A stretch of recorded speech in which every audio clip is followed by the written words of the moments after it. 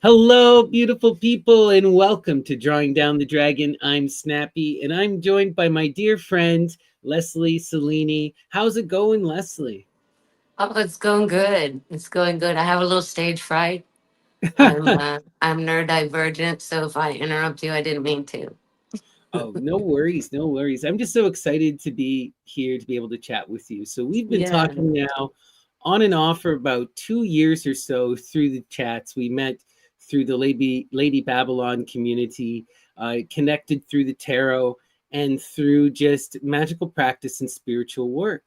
And I've just found you to be such an intriguing and beautiful soul. You're an incredible author. You are an initiate into the voodoo. You're as well a priestess of Santeria, and a spiritual healer. And there's just so much interesting things to discuss here. So introduce yourselves to our audience and talk to us. What is a spiritual medium? What do you do? Right? It's so intriguing. So my name is Leslie Selene, and my name is a bridge. And I have been a spiritualist medium since I was a child. And I mean, it's a long story, so I'll just give you frames. Awesome. So my parents were hippies; they're both painters, and when I was two, I asked for a sister for my birthday, and they said, well, that'll take 9 months. And 9 months later, and a week, I had a sister. So I was completely Whoa. convinced that this was my job. So they brainwashed me into thinking I had to change diapers. I had these little stairs. I would get up and do everything. And one day, I saw my sister ask my mother to read her a book, and she was too busy. She was doing something else. And my sister just kind of walked away with the book. And I was so pissed. So my spiritual journey begins with me getting really mad. And I knew that I was named after the moon goddess. So I waited until everybody was asleep and I snuck out and I was out there shaking my fist at the moon. I went over my mother's head and I said, you're going to teach me how to read because these fools are not taking care of what they need to take care of. Wow. And I heard lie down on the ground. And so I did. And I felt energy. And okay. So I just went back to sleep. The next day, so we were there, hippies, painters, right? We're in Holland, somewhere in the country. In a brown box somewhere, I find an English children's dictionary. And I'm like, uh-huh. She delivers. She delivers. Yeah. Wow. I open the first page. And I don't know if anybody remembers this. There used to be on the first page, there were illustrations. On the first page, there's a guy in a suit with his arms akimbo. And I said, that's me. It's This is proof. Right. Wow. Why did you immediately identify with the gentleman akimbo? What Because came up? that was me the night before out in the field Right, shaking my right, fist. right. Okay. And That's amazing. so I read it cover to cover and I started reading books to my sister. And when my parents asked me how I learned to read, I told them the moon mother taught me because you guys wouldn't. And then, the relationship continued in that fashion. So, so that That's was so the beautiful. beginning. And she doesn't have a form besides being the moon. But Right. she taught me the plants and the animals, spirits, they do have a spirit form that you can see. And Really so beautiful because my like parents being artists, they didn't mind I was talking to the plants and I'm talking to the animals and I'm talking to the fairies and we have our own thing going on. But when I started nursery school, they told me not only can you not swear at nursery school, but no spirits. And I'm like, what? And they're like, big trouble. Worse than swearing. oh, So I learned to be discreet. right, right. No, this is something you hear with a lot of magical children. Parents are always afraid of social stigma and will snuff it out or at least Well, encourage the child then to what happened? reserve. Then Yeah. my dad got MK Ultra and came back a do, just like out of it. And so I did my first journeying to go in dream time to where he was Oh and come wow. back and go and come back. You've And so told I me could go about and your come back. dad a couple times, that story. Can you talk about his service in the army and what happened to him? He A bit? wasn't. He was a draft dodger Right, for one thing. But his father was involved in the arms trade, so right. all kinds of things we don't know. And then we were living in Holland, and he went to Amsterdam for the weekend to get art supplies, and came back Just brain rocking in fried the from drugs. corner, basically, Wow. and with stories about government labs and lots of dragons. Well, you hear about this a lot. Like, perfect example is like, both. If we go over to California, like I've talked to Dion about this on Occult Explorers. Jim Morrison and Janis Joplin died from the same government pushed heroin, and they can trace it to the same dealer. Like this kind of stuff was wild at that time. When Ted Kaczynski got MK Ultra, they were looking for guys with high IQs because they thought that they could Manchurian candidate them. But instead, a lot of neurodivergent people have high IQs, and so it didn't help their mental health. Right, right. No, it's so much of that was So about breaking people. Ugh, then my mom takes off. We go back to California, big drama.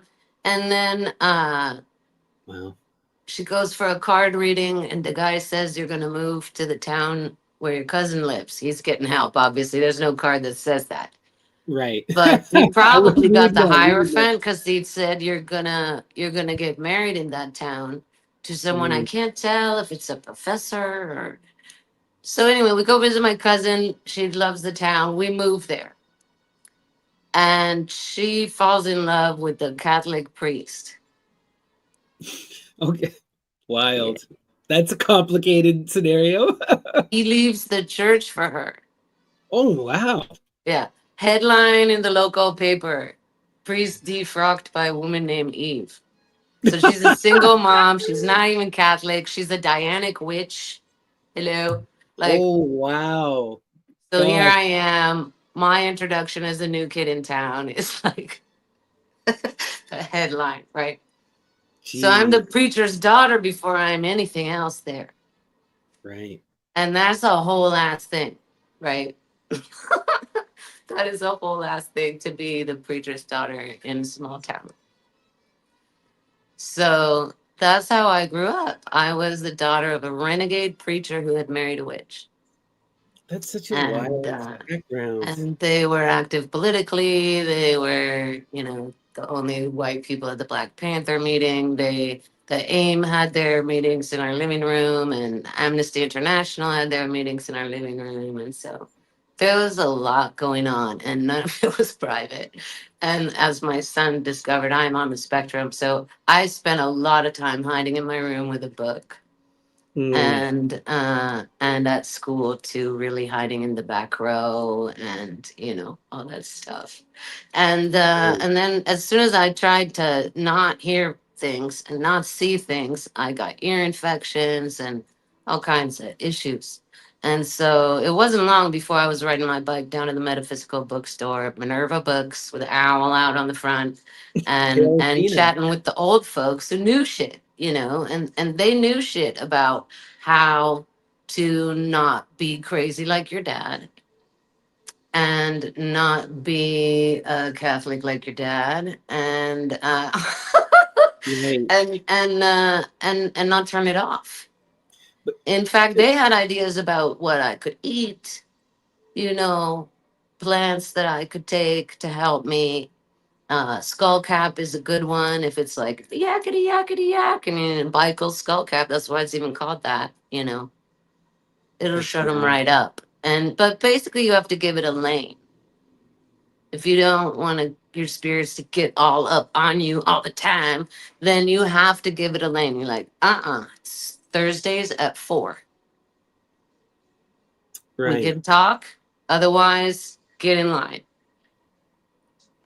So And interesting because, like, yeah, okay, in my personal experience, for me to get into these kind of spirit modes takes me a long time, either like heavy meditation, some kind of entheogen, or like, and a lot most often for me it's enthusiastic drumming and dance, yeah, but it's yeah. like I have to bring myself up to this kind of a place, and then even then it's not always, it doesn't always happen, and it seems to happen Yeah. almost like a daydream, like, and you just allow yourself to get swooped in. What is it like for you?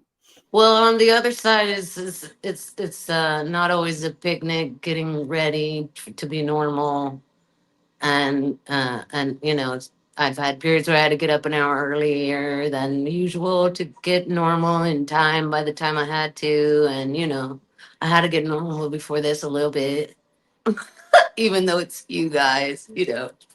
Right.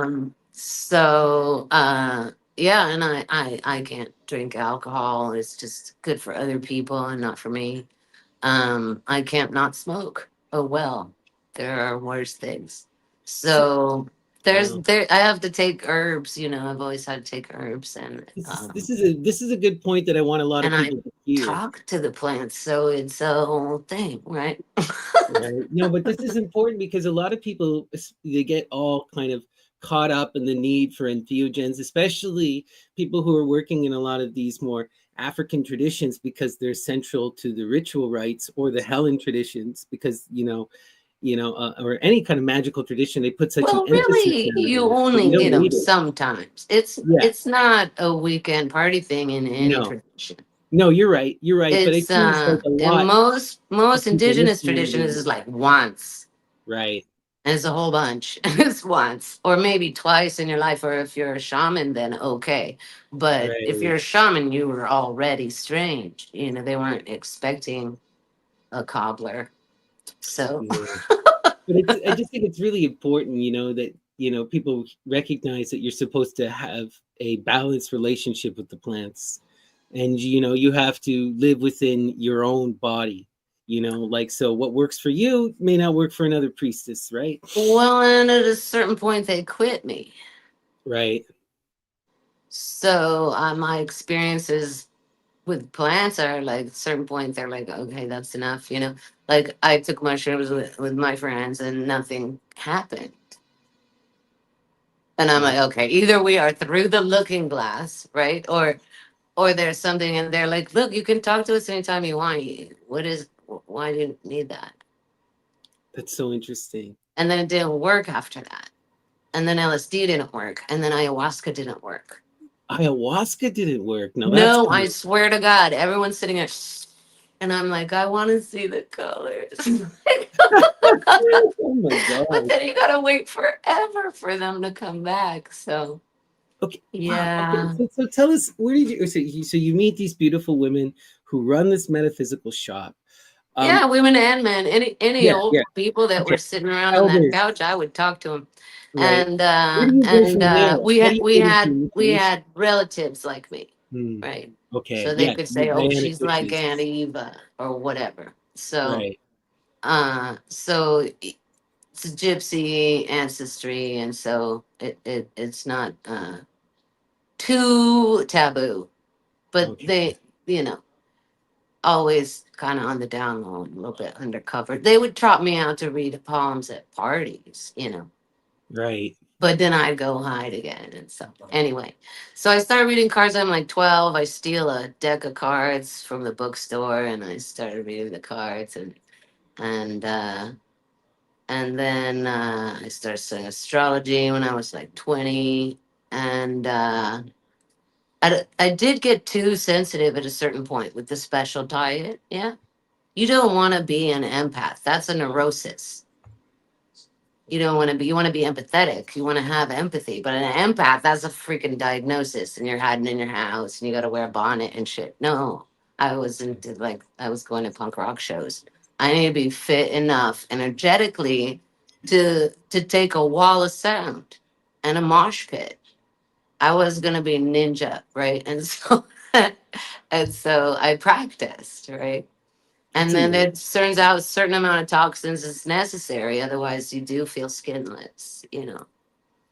It's so wild. Okay, I want to ask you a bit about the moon because the way you describe the moon goddess, Mm. so this is one of the things that we deeply connected on, and you also connected on with my partner, my wife Taylor, is the goddess Hestia. And the way Mm. you describe the moon as not having an image of being this Yeah, kind of flame, yeah, like, to me, that's how Hestia is. She's not an image. She's the voice without a voice, yes, right? yes, So what I want to, yes. There are is so this a many different kinds primal of spirits, is this a so many primal different moon kinds. energy, or are these different So, energies, or so we've got the formless ones, yeah, Mhm. and then we've got the ones with spirit forms that don't have physical bodies, Right. and they don't. I haven't seen them cross over into a physical Mm. body to speak through a medium. Yeah. One Mhm. time I was at a farm, somebody wanted me to communicate with the plants, and the voice changed a little bit when I was saying what the plants said. It got a little squeaky, but they didn't jump in and speak through me, right? So then somehow I always knew that at a certain point I was going to a school, and it had to do with my mother's Nolans family. I didn't know what or when.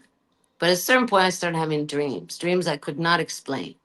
There were these albino, crab handed creatures in burlap coming out on a beach. There were mermaids, big, dark mermaids, just massive. Uh, they took me swimming in underwater in the kelp. I couldn't figure out what was going on. These dreams kept coming and coming and coming. And all they said was go home. I was living in Italy at the time. I'd been through divorce and stuff. I was 7 year old. They just kept saying go home. So I did. I went home. I just started telling people about the dreams. My mom, she was real good at dreams. She's like, I don't know nothing about that. And my sister said, I'm gonna take you to someone. And she took me to the person who would become my godfather. Because when I told her the dreams, she said, what you know about that? Oh, wow. And I said, That's nothing. such a I don't know weird anything. She yeah, said, you yeah, didn't that's read a a weird book. thing. You don't know what I do. Nothing. And I said, I don't know anything. She said, well, you can come sweep after an event next week. And this is at a But Santeria temple, right? this is the temples are in the homes. Hmm. So yeah, she is my godmother Iyakere, bless her. She is a Vodun Mambo and also a priestess of Yamaya in the Lukumi tradition. She's the priestess of the ocean mother goddess. That's another big one. She's a big one. You wouldn't expect her to come in to a body, but she can. She can. See, but you're gonna fry your nervous system if you try to do this stuff without going through the procedure. You have to go through a procedure, which I can't tell you about. And it lasts about a week, and it involves a whole community of people. It's singing and dancing and preparing food. And we eat the food that is fresh from the farm that we butcher ourselves and we cook ourselves. And it's a very moving experience where almost everybody goes into a trance. And so there's a part, even at the ritual, there's a part that only priests can do. And there's a sheet. And Oh, so does this it's pinned not up. remind us of the Greek tradition, right? With the And you veil. knock and you knock. And Oh, they were wow, permitted, yes. And then something happens behind there that you can't undo.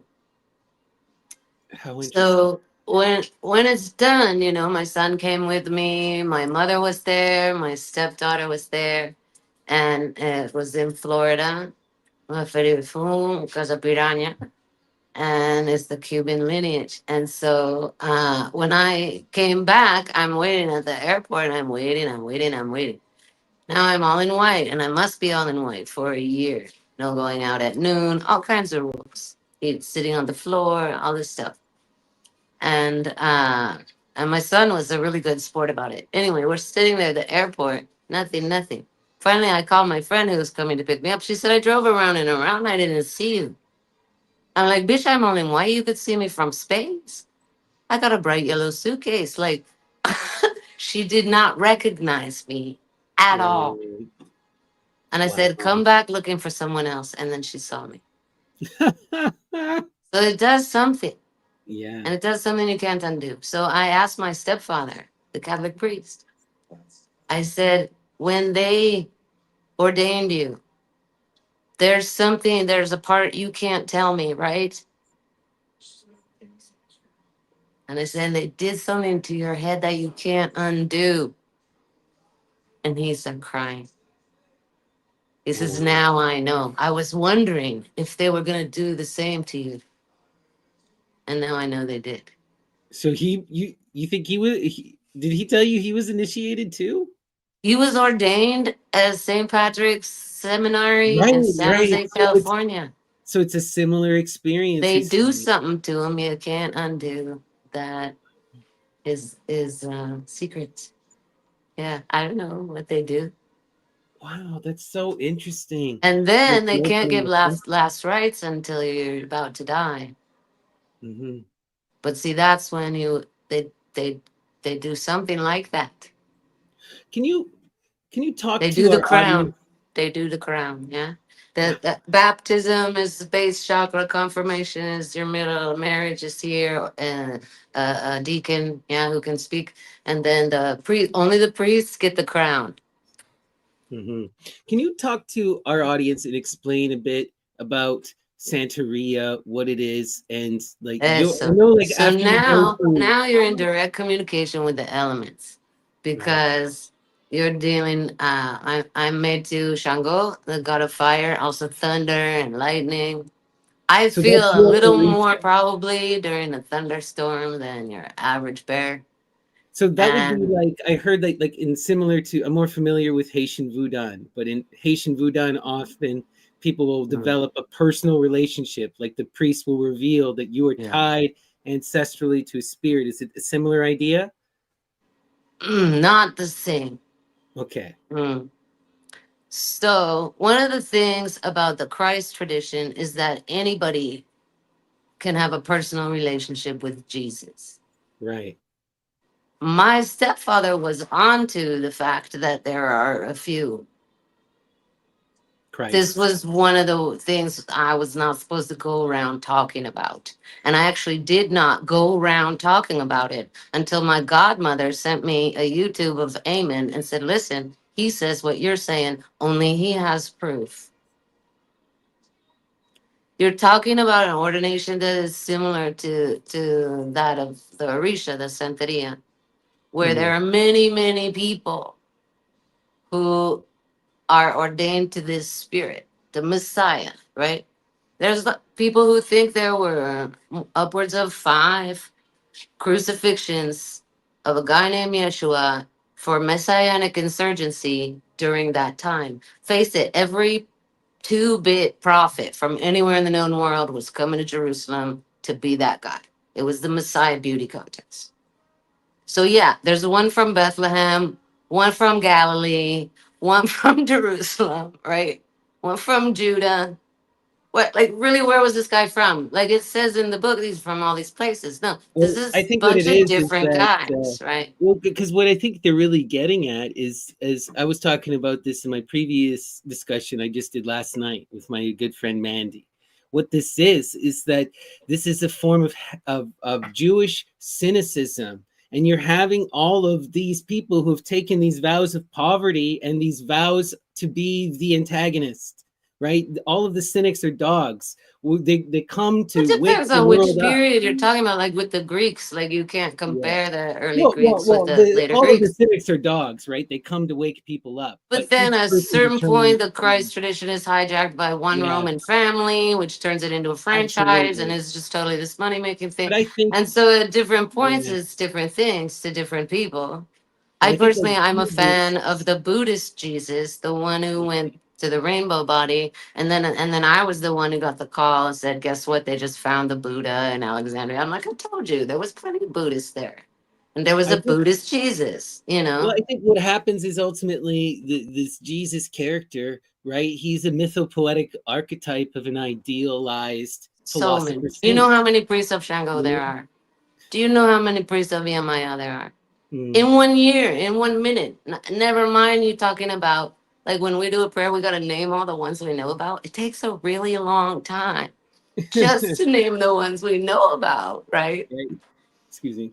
And so, I mean, you're talking about so many chaps. I mean, that I've never run into the book burning Jesus, but there are people who that's the only one they talk to. Right. And so Well, this that's is the pretty other thing is crazy. like, well, then you're getting into this idea of egregoric spirits and spirits that are a manifestation of communal will. And this is Then you where have, also a lot of this stuff gets into because, you know, on one hand, we do have these deep, and this is the difference, right? When you're talking like with a lot of these African traditions, you're dealing with ancestral spirits of the earth, you the know, or the elemental other spirit. elements, right? But like when you're dealing with a lot of these more modern magic, you're dealing with spirits of propaganda, Well, spooks, listen, there's shit right? that's real, and there's shit that's only real because people believe in it, right? Right, right. And so, and They make there's it gray real. areas. There's the biosphere, Yeah, and then there's the noosphere. yeah. And in the noosphere, there are many spirits. In fact, in the noosphere, there's like this one Jesus that's the Messiah. In the biosphere, there were thousands. Well, I also want to talk about this thing because, like, you know, in magic, you know, Crowley gets on this, a lot of different magical philosophers get on this idea, but there seems to be this thing when you start to engage in real magic, I mean, real magic, language of the birds, when you start to sing Listen, your song, all of a sudden the universe makes your song happen. What yeah, happens if man. you have a really ugly, shitty song that no one wants to dance to, but you're still singing it, and the spirits listen? You know, Well, what do you you get mean these by that? waves I of mean, in prayer. some African Yeah. traditions, you can get your ass physically kicked if you are a shitty drummer. Like, No, no, I'm talking about these you're not black to pick up magicians. an instrument and play for other people if you suck. That is not a thing No, in but any I mean, culture. like what we see with like the Solomonic tradition, this kind of black magic where you're using your will to to dominate people, but you're the only way you're doing it is by manipulating or not manipulated by convincing the spirits, right? That's how any of this stuff happens. And so you see these kind of, you I don't know, know about that, but I do know that the stakes get higher. right, The stakes get higher. When you're a priest and you touch a kid, that's different from a regular guy doing that. right, The impact is different and the consequences are different. Once you lose your humanity, it's a shit show trying to get it back, if you ever can. It's a shit show. right. And this is why it seems so wild to me because, like, you know, we're looking at, some of these more intense magical traditions, right? Like Um, the Catholic Church. That's well, an intense magical tradition. My absolutely. stepfather was coming at it because he wanted to study geology, and then he found out the only jobs he could get was blowing geology up. And so there, he's like, "What do I do?" Stanford didn't have a divinity school; they sent him to the seminary. He says, "I just want to, peace out in nature and learn things from nature." And they're like, "That's religion, dude. You got to go over there." It was whatever 1930. And so he went over there. He decided when he was 12 years old he wanted to be a priest. Him and his brother both. And then and then they both were defrocked because they got married. But he was for real. He was like Dorothy Day, Catholic worker, daily Christian. Mhm. And he counseled ex-Catholics or still Catholics in our living room and told them, you can't tell your daughter not to have an abortion, you know? He would say things like that. This guy's got a renegade, right? But he was aware of really nasty cults within the Catholic Church, right? Like not everybody that works for Catholic Charities is evil. Of They course not. the best some of the best people in the world are working in Of there. course. Then there's also dickheads like Mother Teresa who deny people anesthesia because she thinks that brown people have higher pain tolerance. Like Well, she gets off on pain or surreal, something. Well, the surreal, Catholics get off on pain. They really. surreal. I grew up in the Catholic tradition. I've She was a seen it. Bulgarian gypsy. She has no excuse. She was not raised Catholic.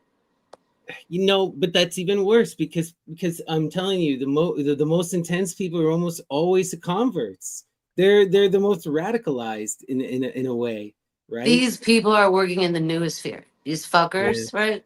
The gurus and fuck everybody, all this stuff. That they're working in the newest sphere and they're working your brain, It's right? it's You're not insane to getting me. proofs. You're not getting the spiritual contact. No, You are not getting that direct contact with the angel because that direct contact with the angel is gonna humble you. You know, well, this is this what I is want an to talk ego about. Then, annihilating force. This is not gonna turn you into someone who's like, I know what I'm gonna do to Snappy now. No. right? It The doesn't Catholics have do. that effect. It's freeing because you don't exist. That's what spirit possession is about. It's the active version of what the Eastern traditions practice of ego annihilation through zero. We practice it through dance and through everything. Right. So But this is finally, what. I am dancing with the Vodun community and with the Santeria community, and it's okay that everything is everything right now, which is always the thing. I gotta be careful not to be like that in public, right? Like you can't just drop and spin. You can't. No, Nowadays maybe you can get accommodation at school. My kid's autistic; he has to spin, maybe. But back then there was no fucking. no, you'd So be the ostracized. Vodun and the Lukumi communities are completely separate things. They come out of an African diasporic tradition. So in Cuba, they're getting most of the people from Nigeria. This is the specialized labor that they want to enslave, and they get them all from basically like one place. The tribes were warring and selling each other off, so they took advantage of this bad situation. Anyway, so mostly what you have going on is Yoruba. Most of our prayers are in Yoruba language. There are other tribes in Nigeria, but this is just this one. Absolutely. And so the Cuban tradition is this. Also, big time Yoruba dominant also is the Brazilian candomblé, but mixing with different native traditions. Okay? They're Right. You get Indios, so they're different. much going on in there. Tablet is different from Taíno. And so Right. then you get Haiti. This is the French guys. They're completely different. They're Hmm. bringing in folks from everywhere. You Well, got this is folks from North my Africa, Central experience. Africa, South Africa. And so it's a real mix.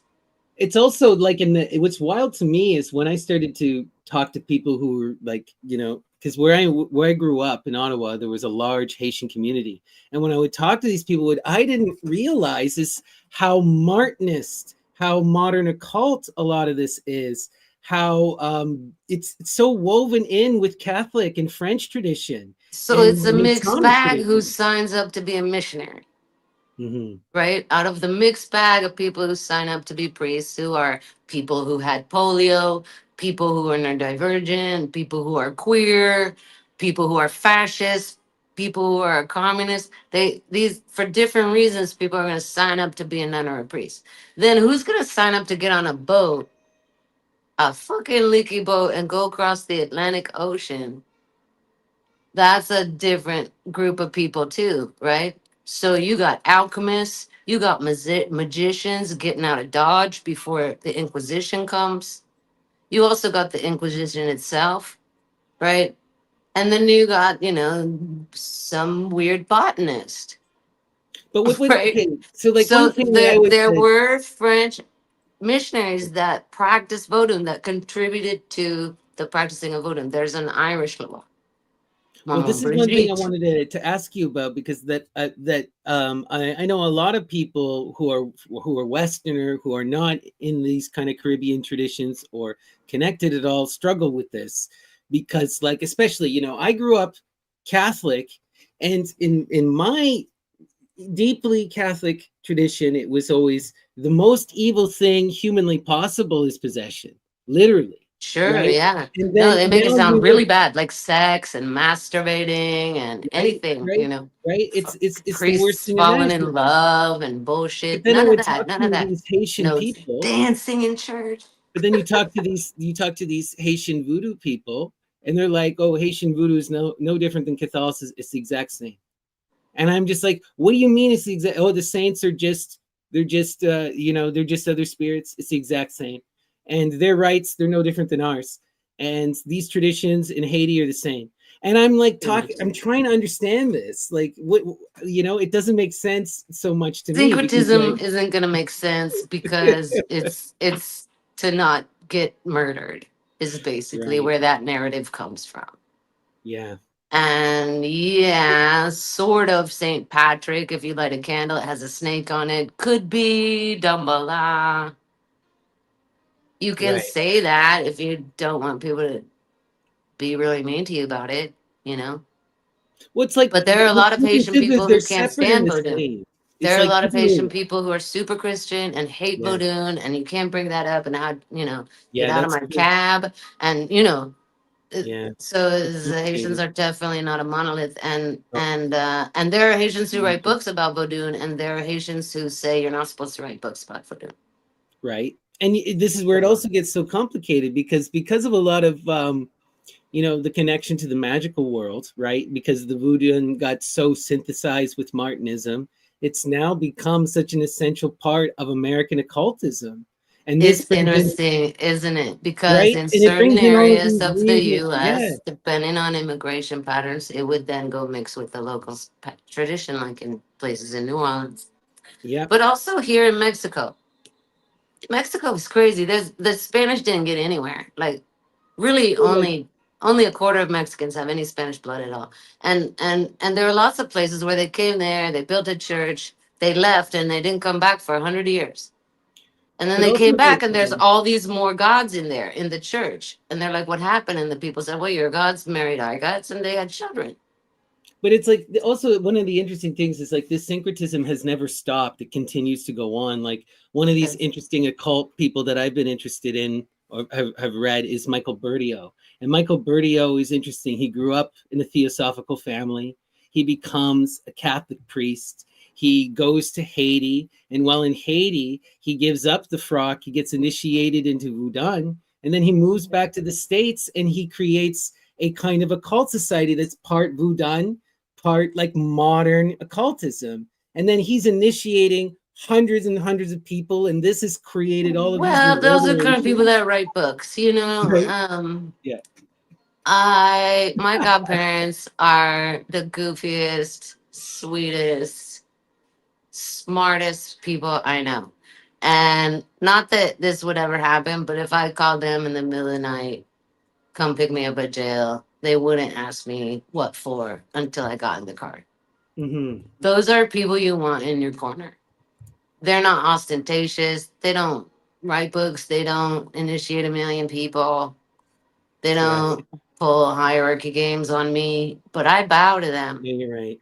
And I bow from my heart. I don't bow because I'm afraid. I don't bow because there's a hierarchy and there's rules. I bow because I bow to them. Yeah. So there's every experience imaginable. Right. So And talk to there us. and I'm a private practitioner mostly with voodoo. It's a private thing for me. I'm I am married Mhm. to three to one of whom I can tell you about. Papa Gede is my husband. That means that for upwards of 20, 25 years, one night a week, I sleep alone. Well, do I? Well, I just don't sleep with other people on those nights because I'm going to be dreaming with my husband. Wow. So my Papa rings are Gede. for the Luan, my bangles are for the Orisha. These are the rods of Ra. There's a copper thing with some carbon in it, and and a steel thing with some uh, magnets in it, and that is from the Egyptian tradition. So I've worked with ancestral spirits of people like me, mediums who worked with Egyptian tradition too, but it's not Egyptian magic. Real Egyptian magic is more like Vodun or Santeria or like a ritual, right?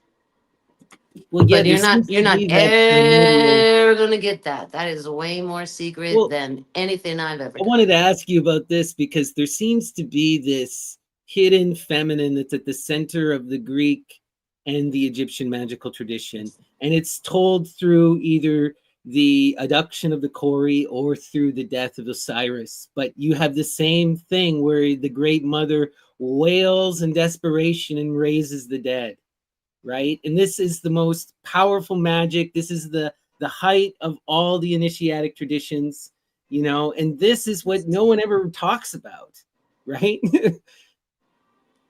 Well, I practiced that ritual for 4 years running, Oh my gosh. with some, let's say, cult explorers, cosmonauts, from the sex cult that I was part of. Okay, And okay. You're gonna have to introduce all this now. You know, we haven't what? even finished What? Santeria. Oh You're no. so See, amazing. my elders, this is why they don't like to initiate white people. Is because then these things come up in the same conversation, which they don't belong anywhere near the same conversation. So Western magical tradition, my mom's a priest, Dianic priestess, right? Right. Is the opposite of this. Yeah. Okay. Is the opposite. And I think it's cultural, personally. I think it's because white people need to stay away from money and they need to loosen up sexually, and they usually need drugs to see God, right? Mm. In the African diasporic traditions, we do not fuck each other ever. We do not take drugs during ritual ever. We do exchange money. We got money dipped in palm oil in your hat band. We're pinning money to little kids. We're putting it in the potion, and we exchange money. We pay each other for our services, right? And it Right. doesn't fuck us up, I say, as a white Olorisha, okay? It doesn't fuck us up the way it would fuck up the Wiccan communities that I've participated in. They need to stay away from money, and they do need to loosen up. And there's a big difference here too. Over here in the African diaspora traditions, we do not make shit up. We do not write our own prayers. We do not really even elaborate on any myths. It's the it's like the I Ching, the when we read the shells. These are parables, yeah, but we're not like elaborating. These guys over here, the whole point is you're gonna write your own poetry, you're gonna write your own ritual, you're gonna make shit up all day. In fact, you're doing it in order to make more shit up.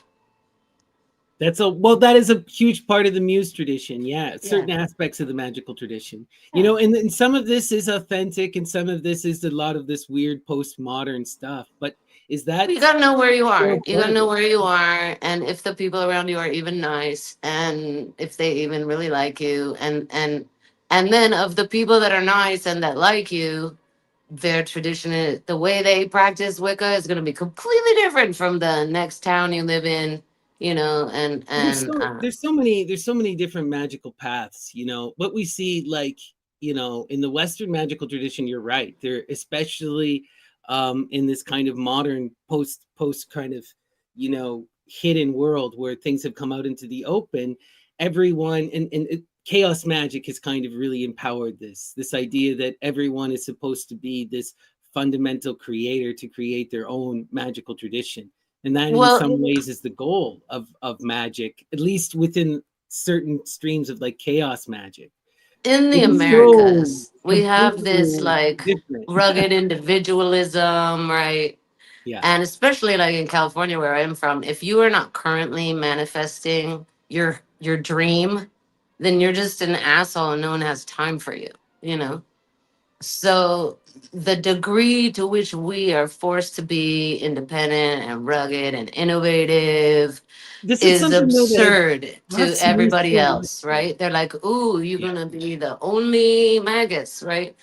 but this is something No. that trusts me so deeply because I feel like, you know, like you know, you're absolutely right, but this is kind of one of these egoic traps, but that's not the true essence of these magical ideals, right? Like if you If were to you're really follow, talking to spirits, they're gonna make you feel small, my friend.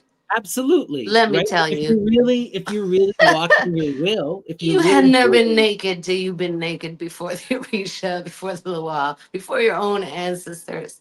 You right, know, but some spirits you're not even supposed to keep them in your room because they don't even want to see your ass. They see no, enough well, of your transparent self, right? you Uh-uh. can't keep them in your room, But you I know. got curious, I'm curious monkey, and so I'd already been initiated into the African diasporic traditions, and I was practicing regularly with a community. And then my martial arts buddies took me over to the sex cult, and they're like, "Look, this is Venusian So arts. They're doing it like we do it. They practice hard." when you say sex cults, are you talking like OTO, or Randolph, No, I'm Tonga talking style sex about cult, or what do you mean oh, should I say BDSM? the name?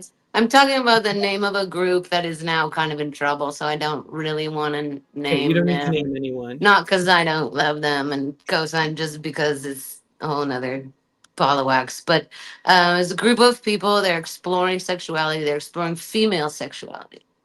Hmm. And they're thinking ah, that orgasm, female orgasm in particular, is a form of possession.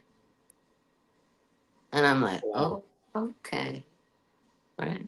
Something that takes you over, something that makes you see God. What What is is your perspective? this? What is this? And it's Yeah, surrender based. The opposite of martial arts is Venusian arts. The right, deeper you surrender, the higher you get. right. Does it destroy the ego? It most certainly does.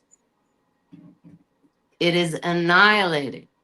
Orgasmic energy is annihilating.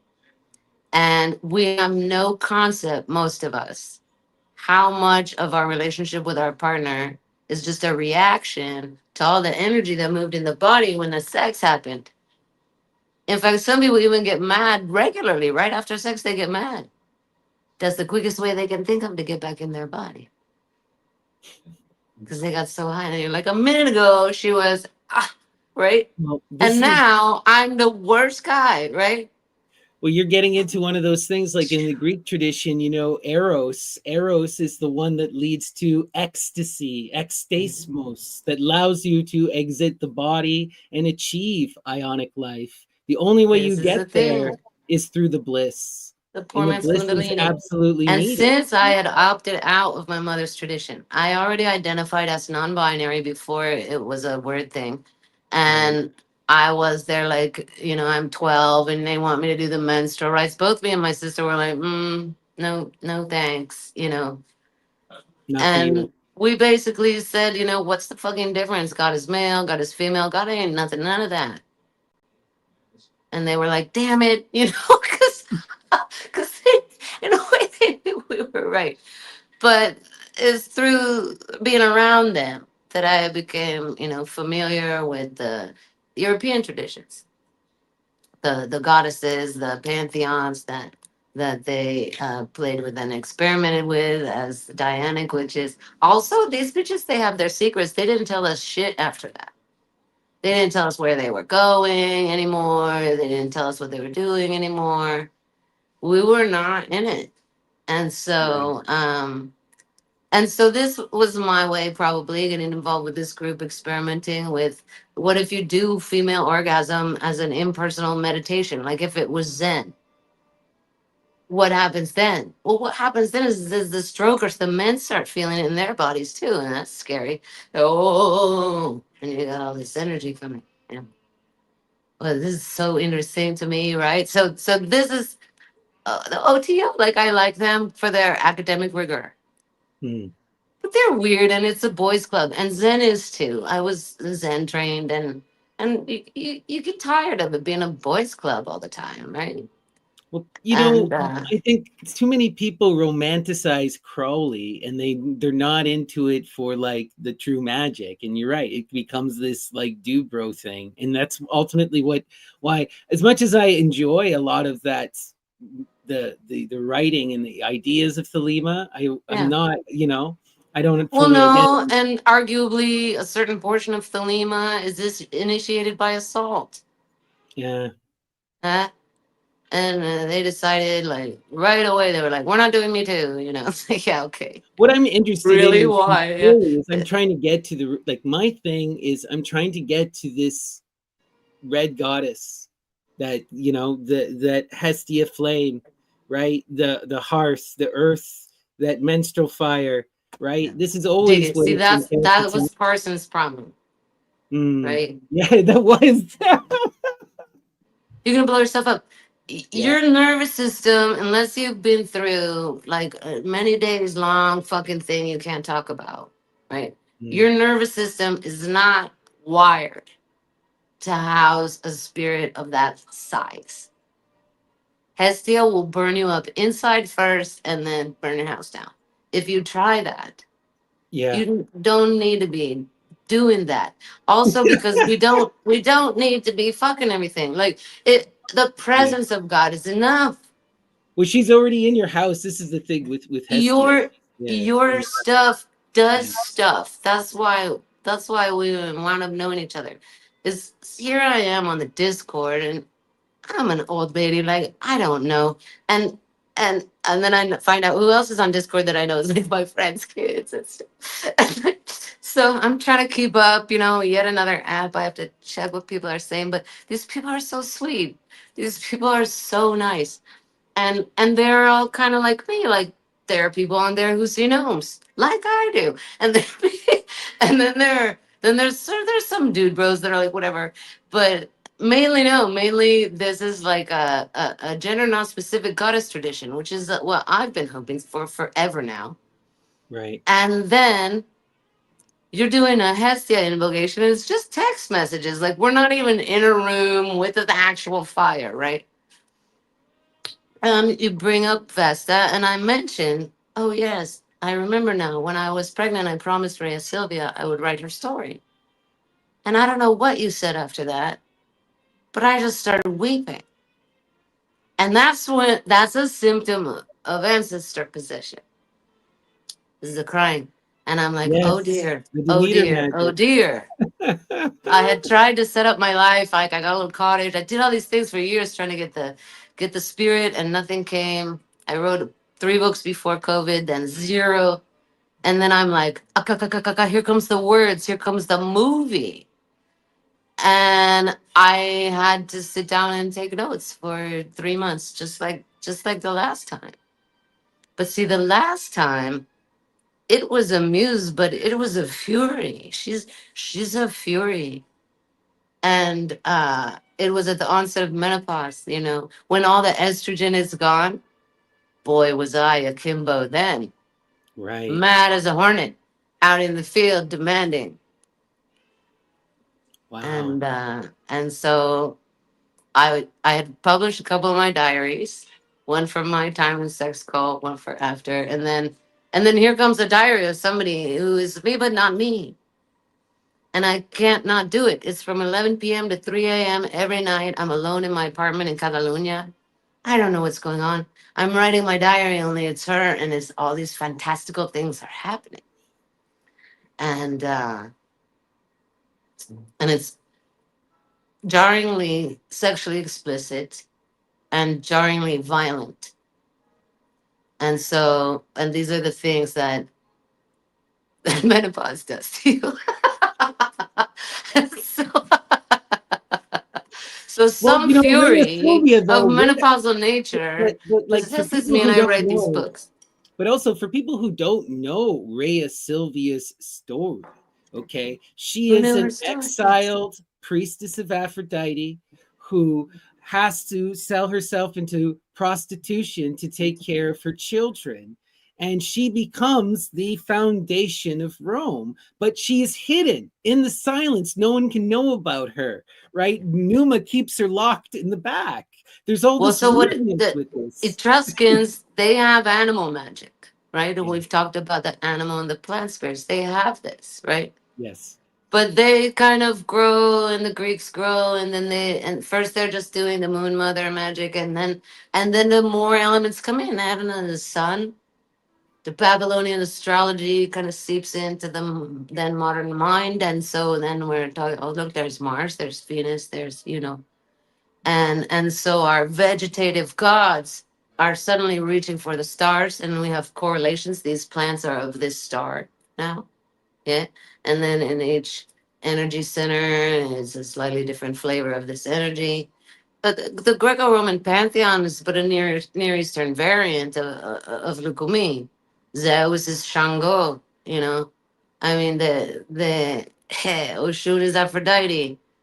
Sort of though, but not the same. These are cousins. Like the Egyptian pantheon, it's cousins. It's not the same guy. The original green man is Osiris, but the Celtic green man, eh? Cousins.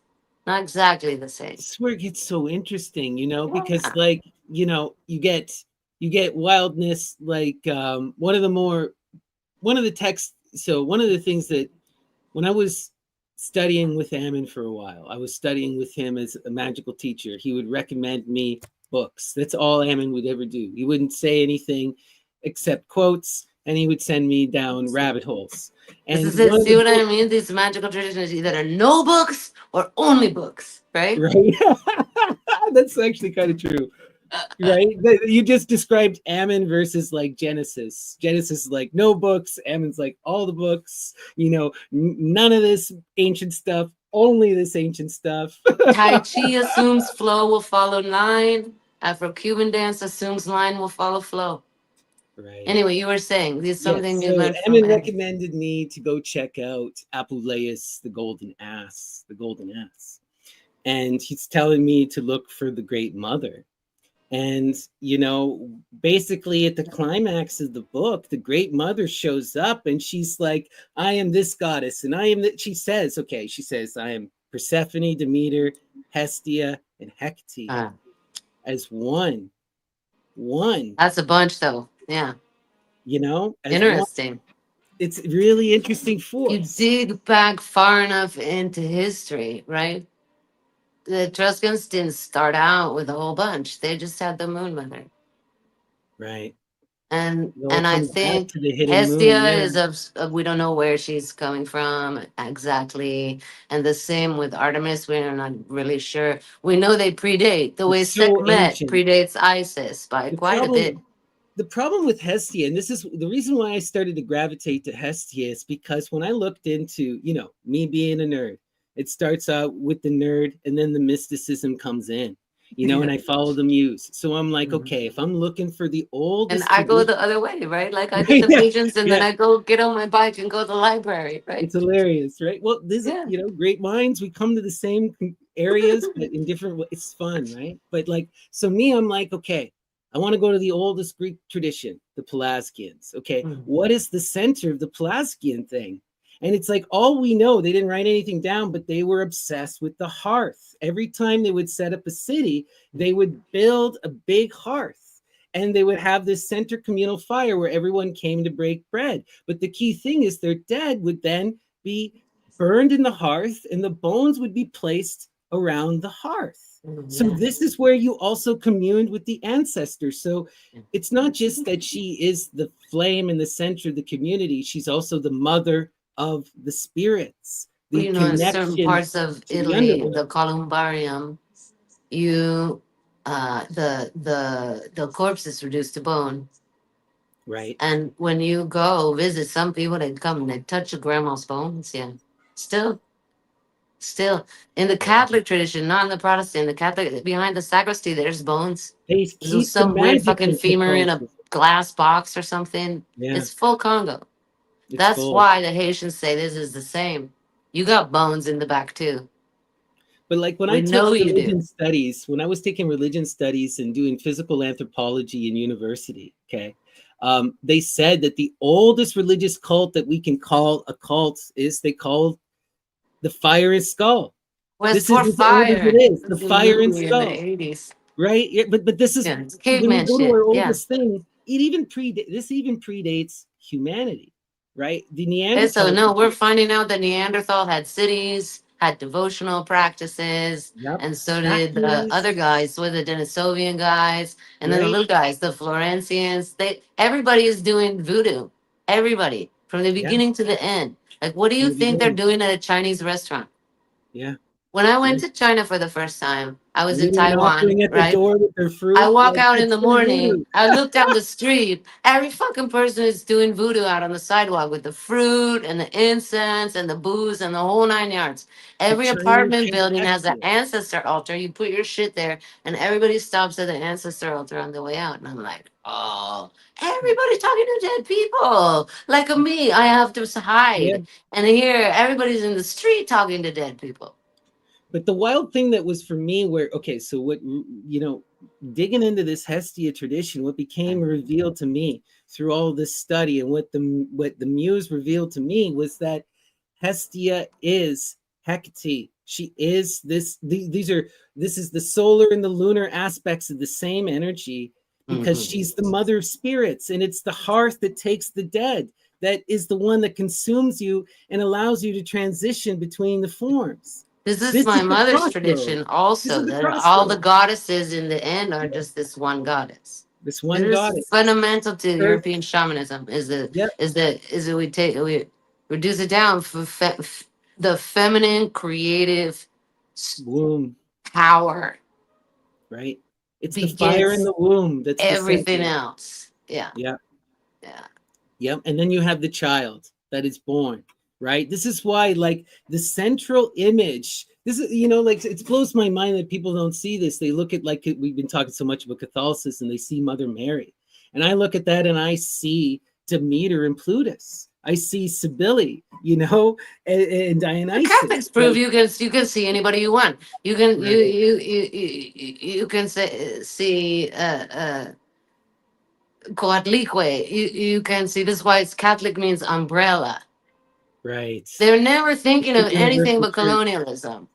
And Right. they figured out that every indigenous religion is going to have these certain elements. And then they're going to say, see, it's just like you. Now give me the money and take the book. But the problem is the book. The problem is the law.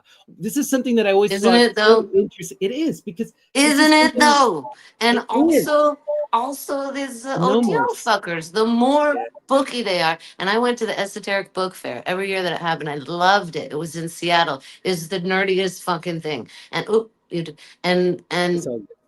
everybody there is doing juju, and basically nobody's initiated. Everybody's making up their shit, super devilly, and it was fun. It was mostly really good people. There was one lecture I really remembered, and he said, people react to us, the dark, the people who are interested in exploring the dark, the black magic. And he said, actually all the violence happens in the gray. It happens in the newsprint. Yeah. I thought that was so interesting. And such interesting, cute, goofy people. I just love them. But I would never join the OTO. No. No. No. No. I'm not. Any hierarchical organization I struggle with. This is something like I have a. On one hand, I see like so much of the educating people is hard, right? If we look at like so much of the magical tradition, the Western magical tradition is a result of Catholicism and Christian It's a oppression, reaction to right? Catholicism. Exactly. And so it had to be underground. Like And syncretism is a right? reaction to oppression. Exactly. And because you're dealing with this extreme kind of ignorance and you're dealing with radical ideas, you can't just tell a person a radical idea. You have to slowly wake them up, slowly allow It's them. like the entire BDSM tradition is clerical. We're finding the roads collapse in Italy all the time because there's been a tunnel between the monastery and the nunnery for 700 years. And then you what are you know finding in the middle there? Fucking a bunch of BDSM equipment in the tunnel. This is like, these people are not a monolith at all. no, Right? Like, no, no, but this is but it's the they're wild, hiding, right? wild. Everybody had to hide. Everybody had to hide from the But Inquisition. we can look back at history and I can see that this kind of magical Masonic Renaissance idealism is what gave us to, like our system has never been great. But the best it ever got was when we had these people pushing back against fascism and trying to strive for some kind of magical ideal. I would rather the Yes, striving after some kind of magical that's right. ideal And than you just know who's doing this light a bunch of cynicism, circle star magic is also the KKK. So there's Yeah. everything, Ugh, right? No, right. that's fair. You don't want to get confused with them. You don't want to get confused with No. them or the Christians or the Masons. Well, This it's really always an confusing inversion. group of people. Well, one of the things that I've also noticed is, okay, when you do these insane kind of magic stuff, you always wind up causing a magical reaction. The Masons become so hugely powerful in America. Then all of a sudden you get something like Mormonism, the anti-Masonic movement that steals all their ideas and What did inverts it, the perverts OTO it, morph you into? know? Is Scientology. Right? Exactly. OTO gives birth to science. It's like What the these fuck? extreme magical groups wind up creating their polar opposite. So how is my thing weird, right? Like, Right. you know what I'm saying? Like, That's such a good point. I didn't for even me, my thing know is that. the most Right. grounded, the most inclusive, you know, the most loving thing I could possibly do. Right. And But then I'm not really worried about like people are scared of voodoo. That's also reactivity and publicity. If you're only scared of me because I will do voodoo, that's the only reason you're not fucking with me, then I will make it really scary right now. And so did the anti Catholic, Europeans practicing magic. They wanted people to be scared of them. That yeah, was maybe their only defense. So this is all absolutely. like really PTSD ish, you know what I'm saying? Your No, so connection much. with the earth, it doesn't feel like that. Your No, connection with the elements, your connection with the moon and the stars, it doesn't feel like any of that complicated shit at all. no, you're right. It feels like you're finally home and you can finally be yourself, your whole self. Well, And then the maybe your idea, whole self is not only seen and loved, but also appreciated and needed. That's the thing right? about the ancestors is they need us as much as we need them. That is the secret, right? And And this then is you why got we've everybody been done pretending to this. be alone in their room. But this is So-called something that, magical practitioners who are scared when they get a contact with the actual spirit. They're like, what? Well, right? what were you doing? You know? Well, but I mean, so much of us, I feel like so many of us, we've trained ourselves to disregard anything kind of magical, or to just immediately dismiss it as a trick of the mind. They're gonna Or flunk you. They're gonna flunk you and kick you out of school, and there's lots of punishments. Still. Well, like for so long, for me, I would just dismiss anything that was magical. I was just like, no, it's not really happening. Like a big common thing for me, I still have it happen all the time, and it's hard to refine, is I get precognitive dreams. But almost Okay. always it's like the most mundane shit. I'll be doing my laundry, folding These are clothes, proofs. These you are know? proofs. But like exactly, but then a day I'll dream this, and then a day later I'll be literally doing it, and I'll find myself caught in the dream, and I'll wake up in the dream, and it's like the dream and reality merge, and it's like this Ah, weird kind of spiral moment. doesn't it? I'll come back down to normal. But like Uh-huh. for the longest time, I used to just ignore all this, because Sure. this has happened to me my whole life, right? Did you get sick or what happened to you? I never got sick. Well, okay, I should tell you this story because maybe you can make sense of it from an ancestral spirit thing. But for years and years and years as a child, I would be haunted by this nightmare of a crow that would chase me around and rip my Oh, eyes out. Okay. And then eventually, like to the point where, around like five or six, I couldn't even sleep. I'd hyperventilate, cry, panic attack. No one could do anything for me. Eventually, I figured it out myself. I just woke up one day and I told the bird to no. I said no. And it never bothered me again. In see, fact, you I gotta get up off your dreamed of knees. riding this bird and That's going a to other huge places. difference between magical traditions and Christianity and monotheism. Is we Right. have to learn how to get up off our knees. I had the Right. same experience, except for I was falling or I was being chased by axe murderer. Wow. And I was a teenager when I finally turned around and was like, get the fuck out of my dream. What the hell? This is my dream. And the Right. axe guy like froze. Never happened again. Right. But see, You know? that's the kind of thing that old people would tell me on the couch at Minerva Books. They would say, "Oh no, dismemberment is good. That's good when a raven plucks your eyes out in a dream. That's an excellent dream." They gave me this taste, you know. They gave me this taste for it, and this came in handy at the sex cult later because then they were exploring things like jealousy, like, "Oh, really? You're not jealous? Okay, watch." Right?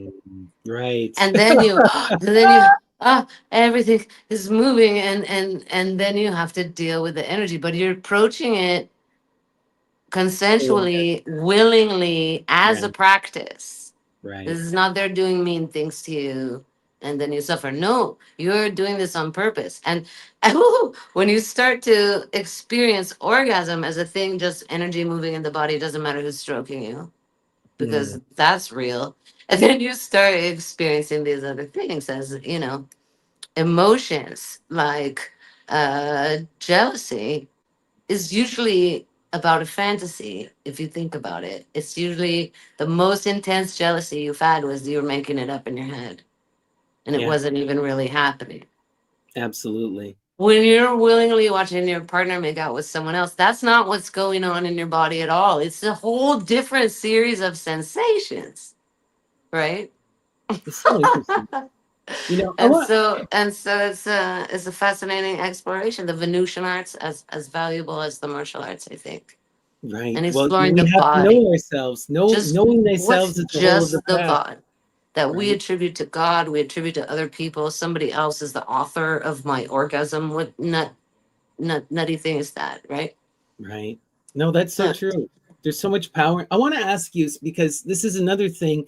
Reclaiming the orgasm is such a powerful thing within the modern magical tradition, especially within, a lot of chaos magic and sigil magic and will magic. Now, this, I always have kind of a mixed view on it because it gets into a lot of this greed nonsense. What is you, and, as you were saying, this following your dream California nonsense. What is your perspective on this form of kind of sex magic for like sigil use and creation well, of the first will? of all, don't call it tantra, Of course not, right? Yeah, yeah, yeah, yeah. No, you're not going to hear that from me. The people right? who try to equate those two are ridiculous. Oh gosh. Uh, Sex magic is really simple. When you reach the peak, and you don't always know which peak is the peak, so there's Mm. that. When you reach the peak, it's very difficult to think straight. Like Yeah, you if lose you're, yourself. I You don't lose know your ego. if you can think straight, you're not doing it. So right, and so to hold an intention in that moment is not easy. But if you can, there's a sense that it will sort of catapult you. Because when you have contact with God, whether it's through sex or anything else, you know that alchemical drawing where the guy is sticking his head out the sphere? Yes, yeah, I That's all love you're that. ever gonna get. Right, You're not gonna fuck God. Forget it. You're gonna stick your head out and you're gonna get a thing, and then you're gonna metabolize that. You're gonna bring a little of that heaven home, right? right. We're And so bound to whatever our your bodies. way of contacting God is, like that's a zero thought moment, right? Mm. Just like wait. Yeah, So if ego you can death. hold an intention and your partner can hold that same intention, then you're a genius and go ahead, and that's sex magic. That's all it is in any tradition. A good friend of Abraham Lincoln's was the guy who developed the sex magic that then everybody decided was their own. Yeah, And Rudolph. What's that guy? Rudolph something. it's a black guy. Rudolph. Let me look this up. I'll look it up here. I know Rudolph. his name. I know his name. Anyway, He. no, eh, it wasn't Rudolph. It was Oh, or something. I have anyway. yeah, Pascal Beverly Randolph, Pascal Beverly Randolph. not That's it. Rudolph. Randolph. So that's it's Oh, because of one books. syllable. He wrote books, right?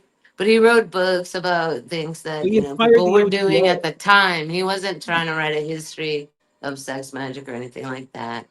And so that's where everybody takes it from mostly, even if they're calling it tantra, which is just a huge breach. But um I found personally this sort of Zen exploration of female orgasm to be very healthy and Nobody was imposing anything on me.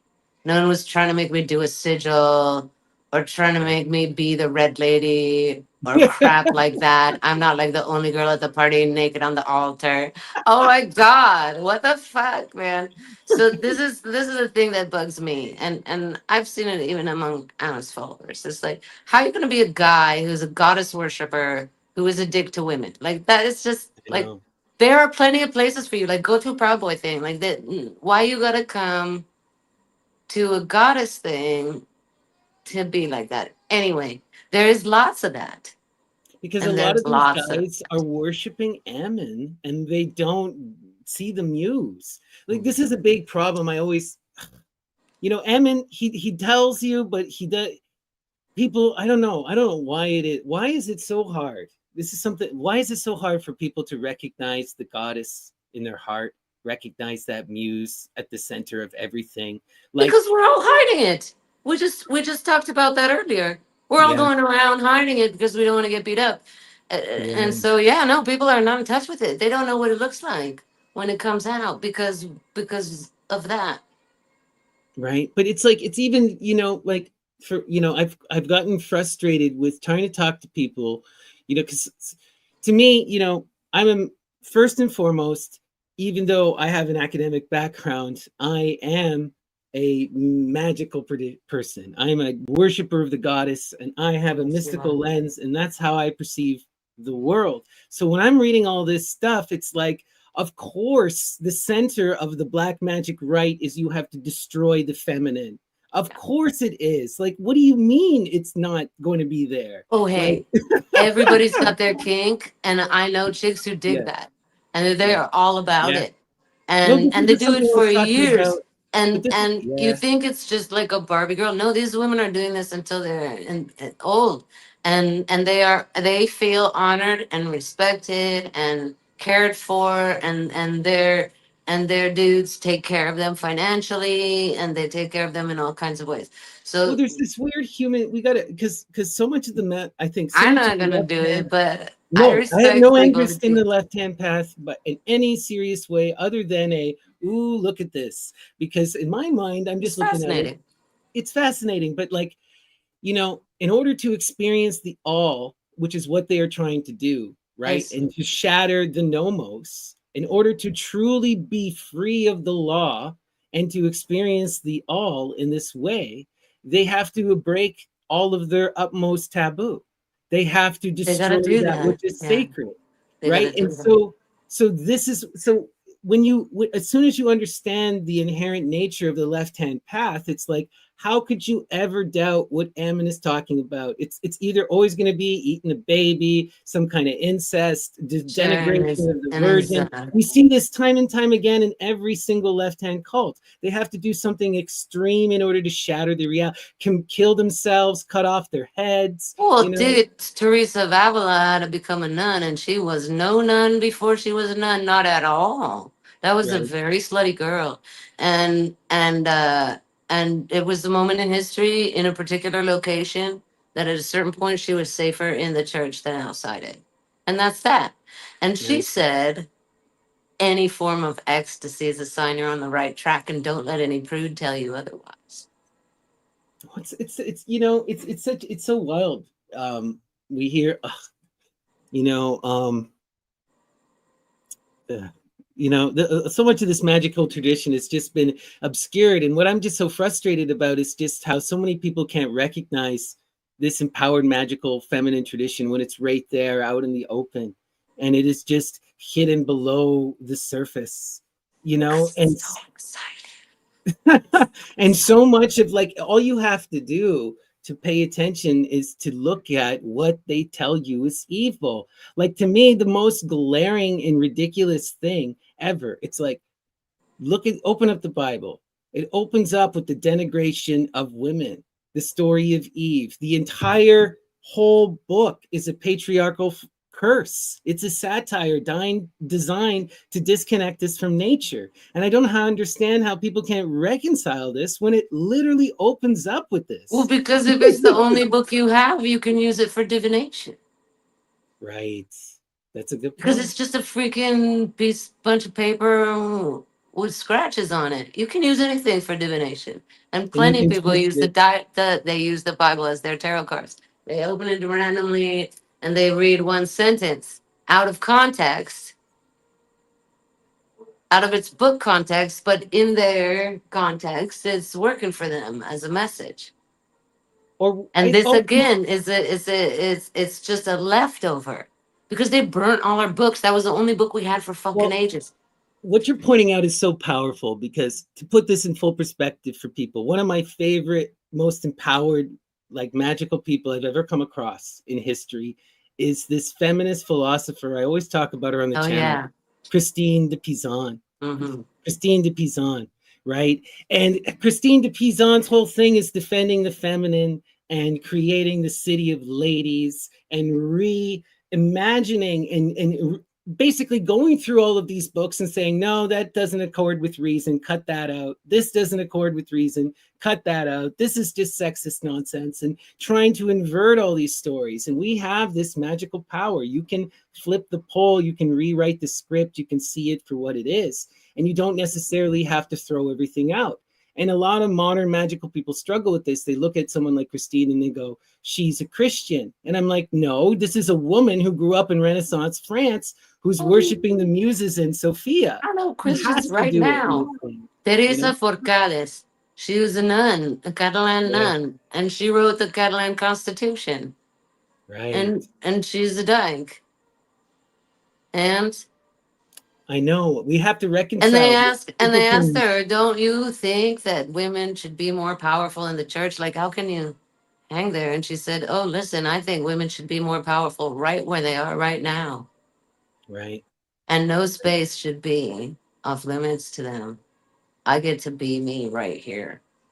But my point I'm trying to get at is that the powerful witches and magicians, the powerful people can, they can see through the bullshit and take from what they want and empower themselves and create a new idea. You can Hmm. flip the polls. You You can can, challenge all of this stuff. you Like can.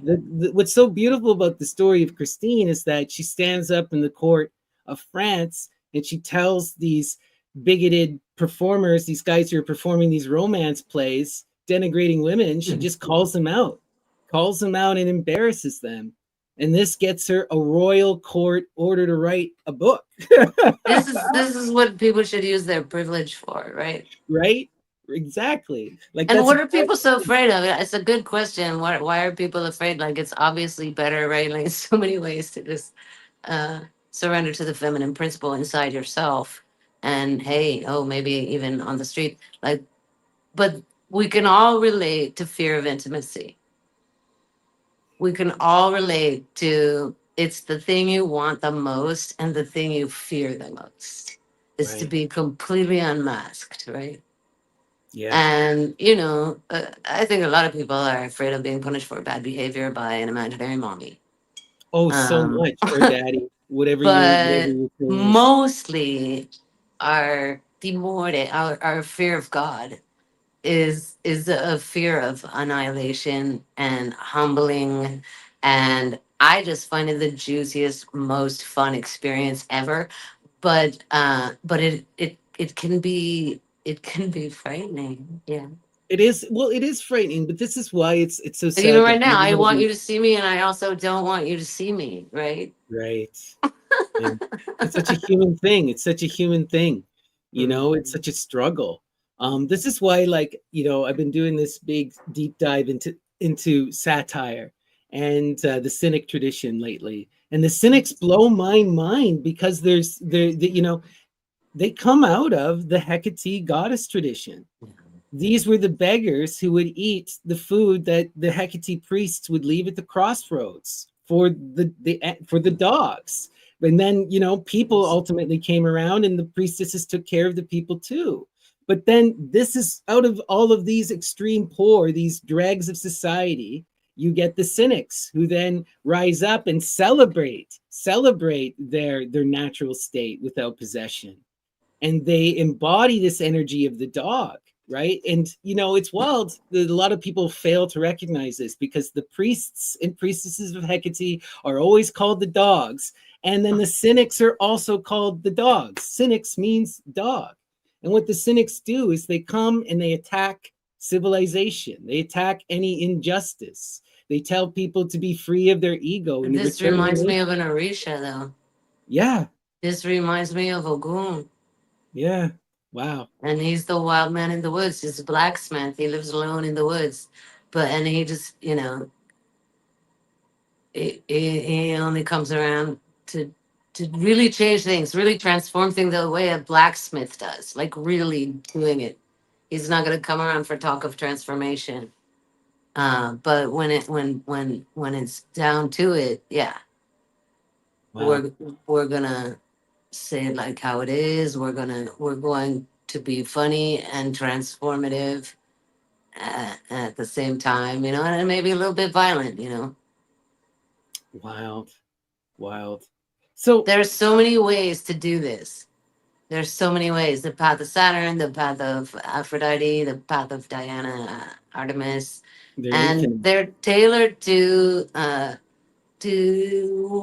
kind of what people are like different personality types say, you know. That's such a good point. No, that's such a good point, because like you brought up the path of Saturn, which is the path of wisdom and study, compare and contrast, going through that extreme academic rigor Rationality, and structure. rationality, and Yeah. also cutting yourself off, right? Being the hermit, being in isolation, the desert fathers, this kind of energy, very closed, cold, that's Saturnian energy. Yeah. My first engagement in the magical tradition was confronting this energy, because the Catholic Church told me that was the devil. And I was like, well, if this is the devil, I need to see what it is. And then when you get to the end of that image, what you find out, what I've discovered was its pole. And what its pole is the Great Mother. It's this, that Saturn has a feminine side, right? It's Saturn and Rhea. And Rhea is that flow of time, that force of generation and creation, which I also now connect to the same Hestia energy, because that The Hestia is immanent and spirit. the transcendent. There's Yeah, the immanent and the the first and the transcendent last, always interacting. And right? And in the Saturn, right, when you look at Saturn, Saturn is the one who cuts. He is the time in its infinite dividing point, and is the mind. for Whereas, this, I think a Saturnian person would say about mm, Bible divination that that's because the Bible is a collage yeah, of a bunch of stuff. Like the parts of the Bible I like, it turns out they took them all. That's all direct quotes from goddess right, traditions anyway, and right, the 23rd Psalm or whatever. Like everybody, there's like 2 or 3 lines that everybody can say they like, and it's probably a was pastiche. lifted Yeah, from your personality type's pagan path, and that's why you absolutely. like it. And so that's the only reason that Bible divination would work, is that it's got these ingredients in Right. there anyway.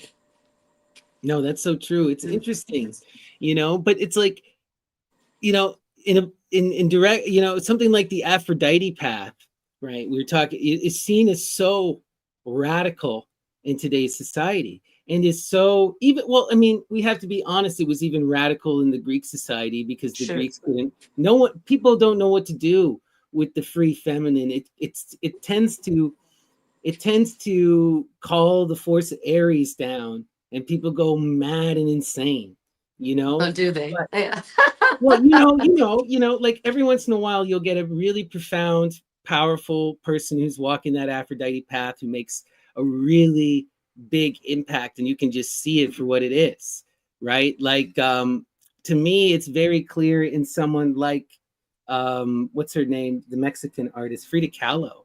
Mm. Frida Kahlo is, I think, is really embodying this kind of love tradition, self-love kind of stuff, Mm. you know. But we also see, in our modern times, it's wild to me, because we're seeing a reawakening of this Aphrodite energy through things like only, as women are more free, but they're also still imprisoned at the same time. Like, we have something like OnlyFans, It's a thing in process. Yeah. right, which is not perfect, but it's also empowering. I Could just be, yeah, read can be. I just read this thing about Sex this. work can be empowering if you do it in an empowering way. I was reading about this one woman who's It can making also be millions. slavery if you do it in a Absolutely. slavery way. Absolutely. But like, you know, that sex work is so integral to the Aphroditic tradition.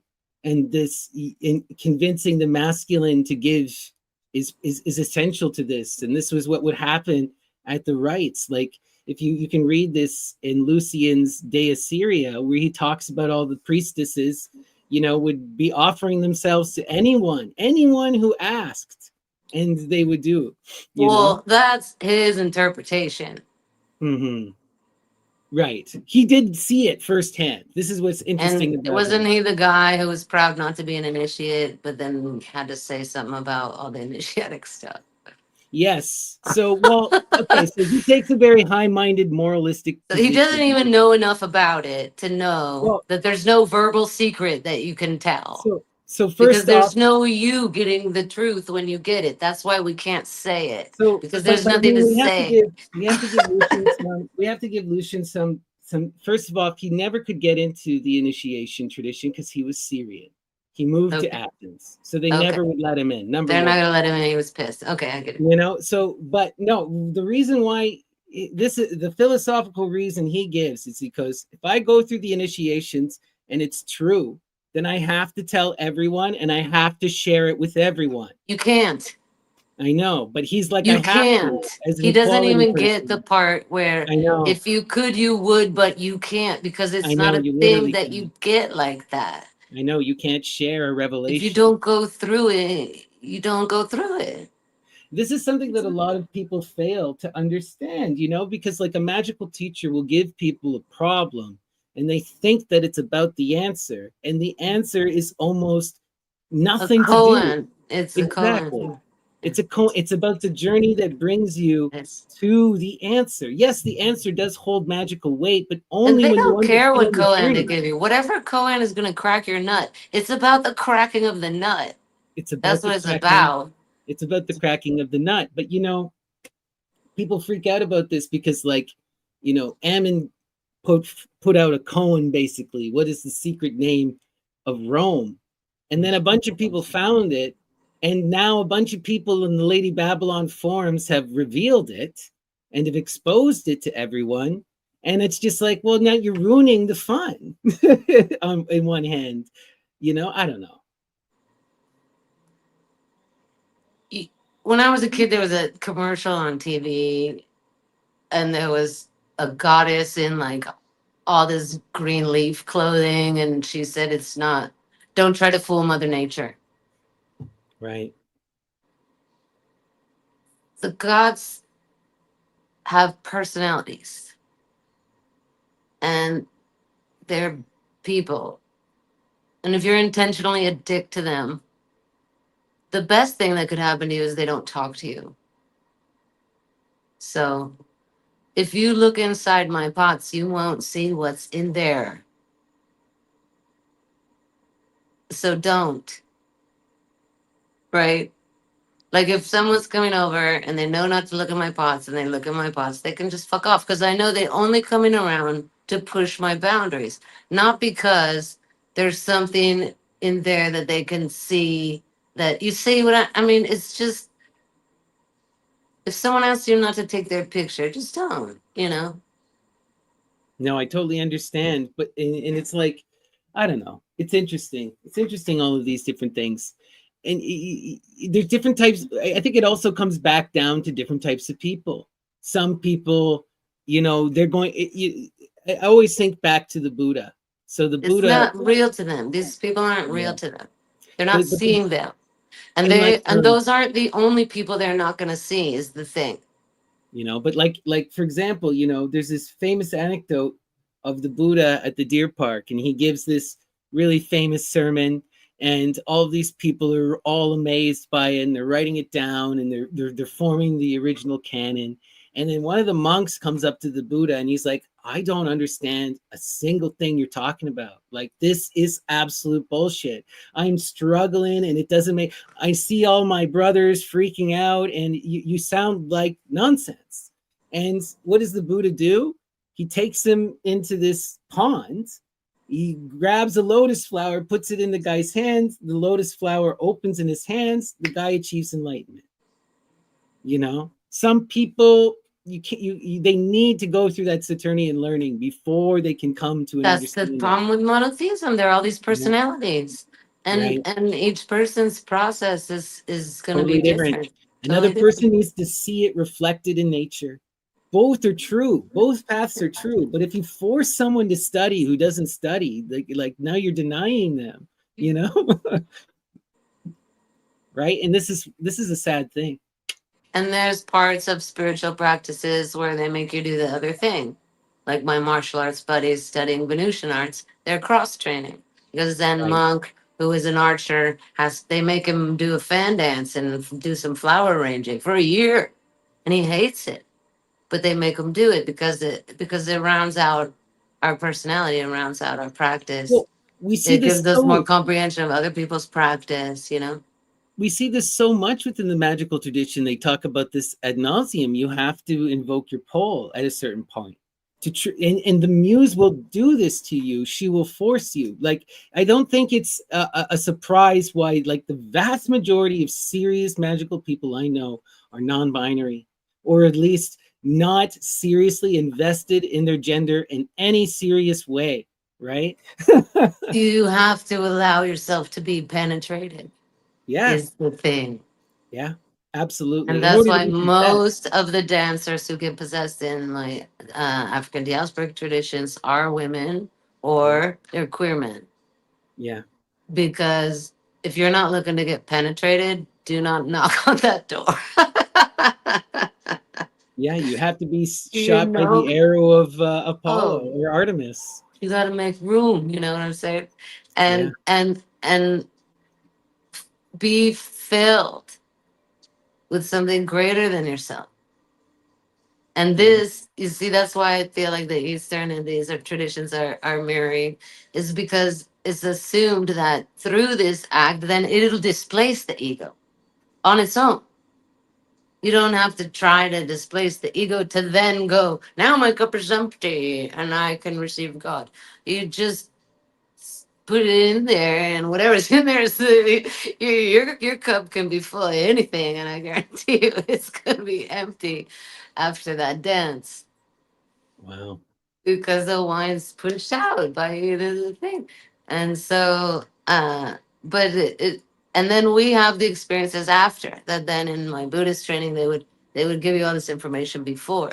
They don't give you any information before in the African diasporic traditions. Oh no, it is a big surprise. And this is true also with the Greco magic, is the element of surprise is a part of the initiation. One thing because it's just easier to transform. Another thing is because people are just cuter. People are really cute when they're caught off guard and they're like, and people who never get caught off guard, they're just not adorable. And so a part of it is a community thing. Like this person is now a child. They're being reborn and now they're a child. So we tickle the ear and we, you know. Wow. It's wild stuff. So what I want to ask you is, like, I know that you're initiated into a couple serious traditions, but if you were to be in giving advice to people to connect with the spirits, Listen, how for should an example, individual connect with the when spirits and I'm what doing the work spirits? with the Neteru, doing the Egyptian stuff, I'm not Mm, conjuring the Neteru. I am in no way qualified to even right, approach that. I'm working with ancestor spirits. right. And working with ancestor spirits is safe. Yeah, And you don't have to call all your ancestors because you might have ancestors you don't want to talk to. no, yeah, If you're a priest, yeah, you're going to have to go through every ancestor you don't want to talk to and go do that. But if you're just practicing and you just want to have an experience of life, experience of God, you got plants that are your favorite plants. Everybody has a favorite flower and flower they don't like, scents they love and don't love. Go there. This could be construed as this plant calling you. it's so funny you say that, because literally what I tell everyone is start with a tree, Yeah. because I find like trees are one of the more easy, but yeah, plants of any kind. you know. And that's a uh, direct. Another one with a tree I like is from Barbara Brennan's book. mm, And I used to do it all the time when I was a kid. You lie down on the grass and you look up at the right where the tree meets the air, right? And you're looking at that space, and you will see something invisible from the tree overlapping into the space. wow. If you lay down and look at it, and it can be sparkly or it can just be wiggly or but that sort of trains your eye to look at the in between. Because I've been doing this since I was 5, and if I see something out of the corner of my eye, I'm gonna look, and it will Wow. not be there. It will not be there. And then, but they're not going away. Don't worry. Oh, right. I'm gonna look here, and then I'm gonna see because I'm gonna look through the in between. So that's a nice way to connect, because seeing a spirit is bad news even in the wizarding world. You don't want to be hallucinating voices. You don't want to be hallucinating actual people that you can't tell if they're there or not. You You only always want want it to to be able to happen in your tell. ritual, in But a set there's setting, you know. if I have to look straight forward to see you, there's no danger of me running you over. Okay. Right, right. So don't be afraid to step in there. Also, don't be afraid to get up off your knees and have an actual conversation. If I can do it, this whole thing akimbo, so can you. This is a real relationship.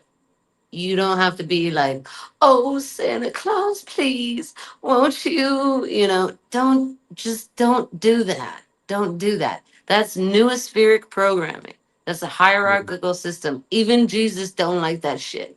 Okay. Don't just ask for stuff. Yeah. No, this is not a Santa Claus thing. And then if Right. you don't get what you asked for, then you're gonna be an atheist, right? So come on now. This is another type of thing. People don't just talk to you because you go up and demand things from them. No. And you know, And they don't. In fact, they don't like that. one of the things that I do, on my altar, I have my feminine, like my grandmothers, going back 3 generations. The big Yeah. thing for me that I worship on my altar, besides the muses and the goddess Hestia, is the Larrys, the spirits of the home, the gnomes, Yeah. and so this is something that we connected on, is the gnomes. And I found like I just started doing this many many years ago, again through connecting with like um originally I was always just calling it the Larrys, but the gnomes just started showing up. The muses started bringing these things as gnomes, where they would just show up at random points in my life. You just all of a sudden they're everywhere. These gnome figures, you know. I don't know what to make of it. It's such a wild thing. But what I found when I started doing my regular offerings, I'll light a candle every day. I'll do my regular prayer in the morning to the sun, and then I'll come down and I'll do a little prayer to the spirits of home. But I started finding things. I started like They the energy deliver. feels They better. deliver. I have better dreams. Everything just feels better. The Yeah. home feels better. Food Yeah. tastes better. I don't Even know the what it Dalai is. Lama, there was a lady. There's a video. There's a lady walked into his temple, and she was channeling the river goddess, and he recognized that she was, and he pulled her out and did another thing with her that was not Buddhism, right? Mm, And they asked him, but you're not supposed to, and he's like, look, if there's any part of me at all that believes in this, why would I not honor it? You know? And I think that's so interesting. So in a way, Buddhism is not really monotheistic, especially not Tibetan, but in a way, and it's very masculine, and they got all the problems in their institutions that the Catholics have. And yeah. but he's kind of cool guy anyway, and he does it sort of kind of the way he oughta, Hmm. and and so he's inclusive that way, and he knows that he believes in it. I have a dear friend. She used to do this just to fuck with people. at parties, what do you do? Oh, I talk to fairies, and they got, I don't believe in fairies, and she says, prove it.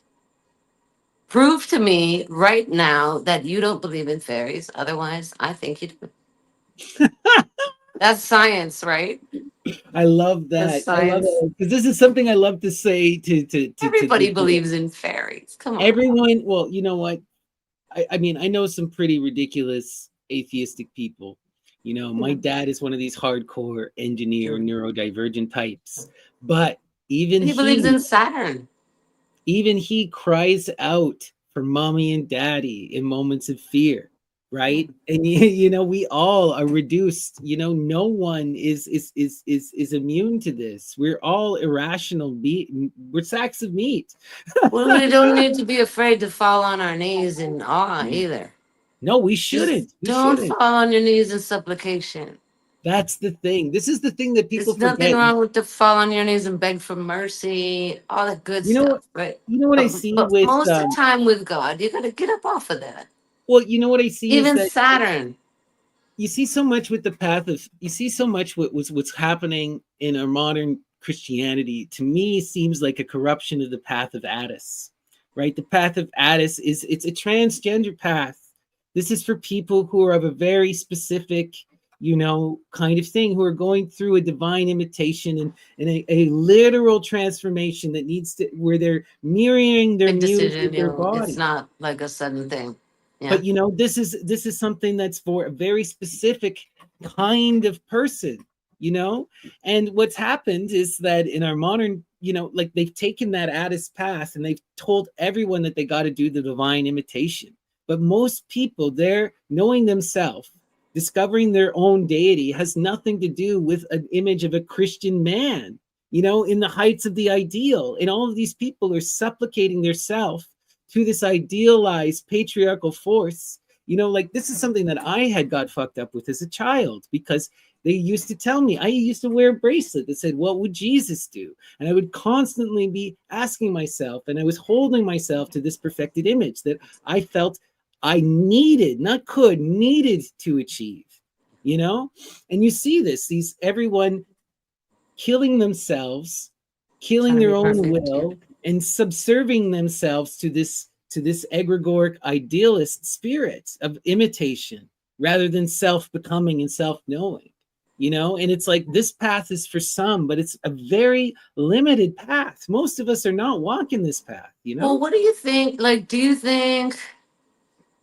it?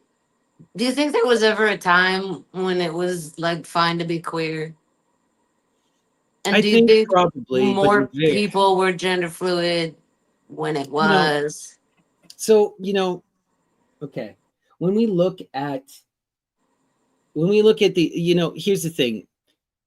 I think when we go back far enough into our pre-agricultural past, we start to see more egalitarian tribal societies. Definitely seeing more transgender gods the further Oh, back you go. absolutely. And you see matriarchal societies and you see pluralistic societies, right? Right away, if Um, you got more than one great mother, plus one is the trans guy, right? yep, Right absolutely, away. absolutely. So I think that, and we have all across. So this is something like when you look, like I studied a lot of this in university. When you get into the anthropology, the archaeology, non-binary and trans people are literally everywhere.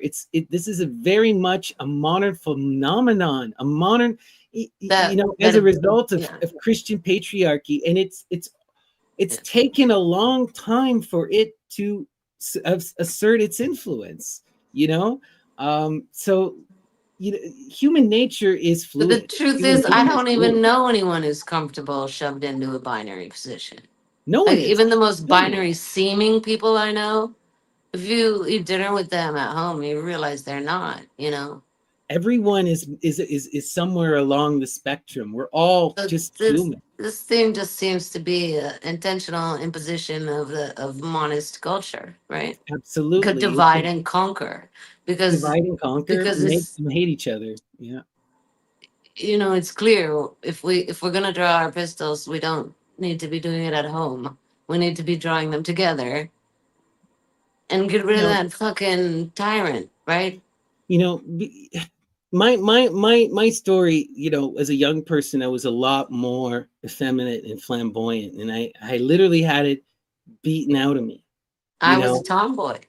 and but because of that, never being accepted into masculinity, I developed this kind of like antagonism to masculinity, and it allowed me to see a lot of the Barbie extreme hater. sexism. Barbie dismemberment. Barbie hater. Right? Same, same. But so many people, they just never, they never question, they kind of fit into the box, and they go through life with these rigid kind of frameworks, and then when something challenges that framework, they go, what, that doesn't make any sense. Or other people, like, okay, My I'm dad took me to see one of those guys that lost his mind when he found out the Jesus story didn't go the way he thought it went.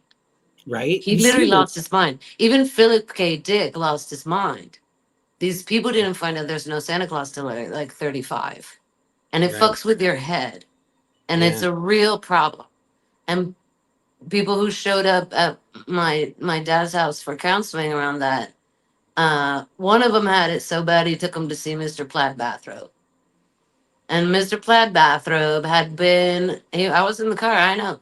I was as little. I was in the back, but I always went along for this shit because it's fucking fascinating. Oh God, I'm swearing so much. I hope they didn't. Sorry. Anyway, so it was a Stanford professor. This is a very smart guy, very successful guy, and he was a historian. And he thought he found out there was no Jesus, and he lost it. He lost his mind. He was pacing in the house in the plaid bathrobe talking a blue streak, lost his job. His wife was pretty much had it. And we went and talked to him and hung out. My dad would hang out with him, poor guy. And anyway, he had interesting perspectives and he was very well read. We left and the guy was like, "Why did you take me there?" Right? Like he was Mm, not expecting that. And my dad said, "Do you want to wind up like him or do you want to wind up like me? I've let it go. Maybe there's a God. Maybe there isn't." wow. And that's the thing with the relationship with Jesus. Like I love him and I love everything he does. And also, it can be psychologically important to be okay with Jesus.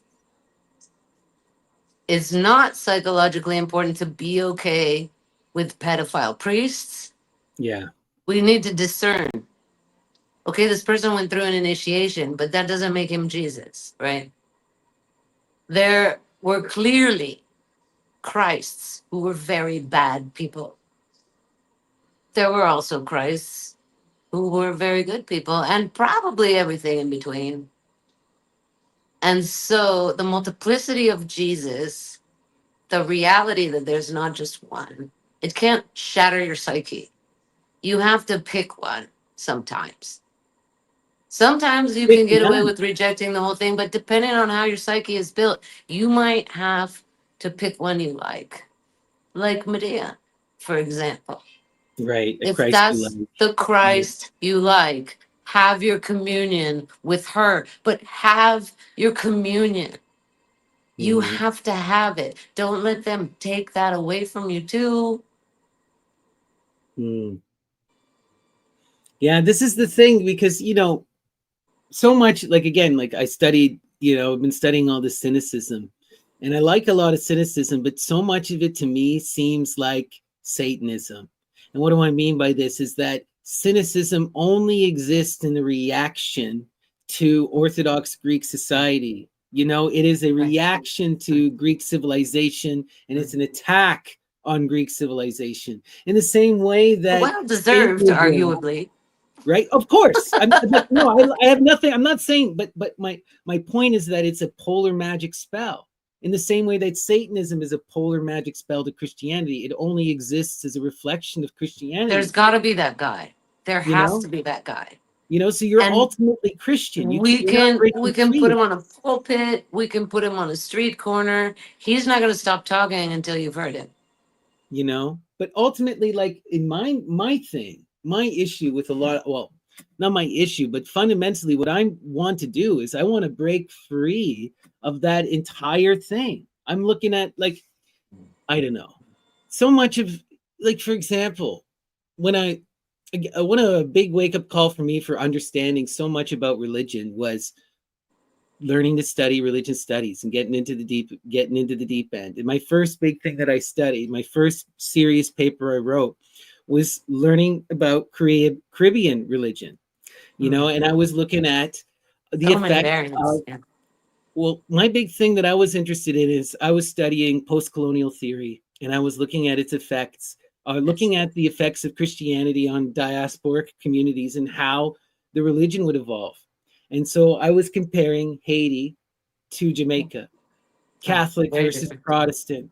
Mhm. So let's talk about what happened in Jamaica. You have Indian and Black slaves who are brought, they're forced into tight confines, they become a singular culture.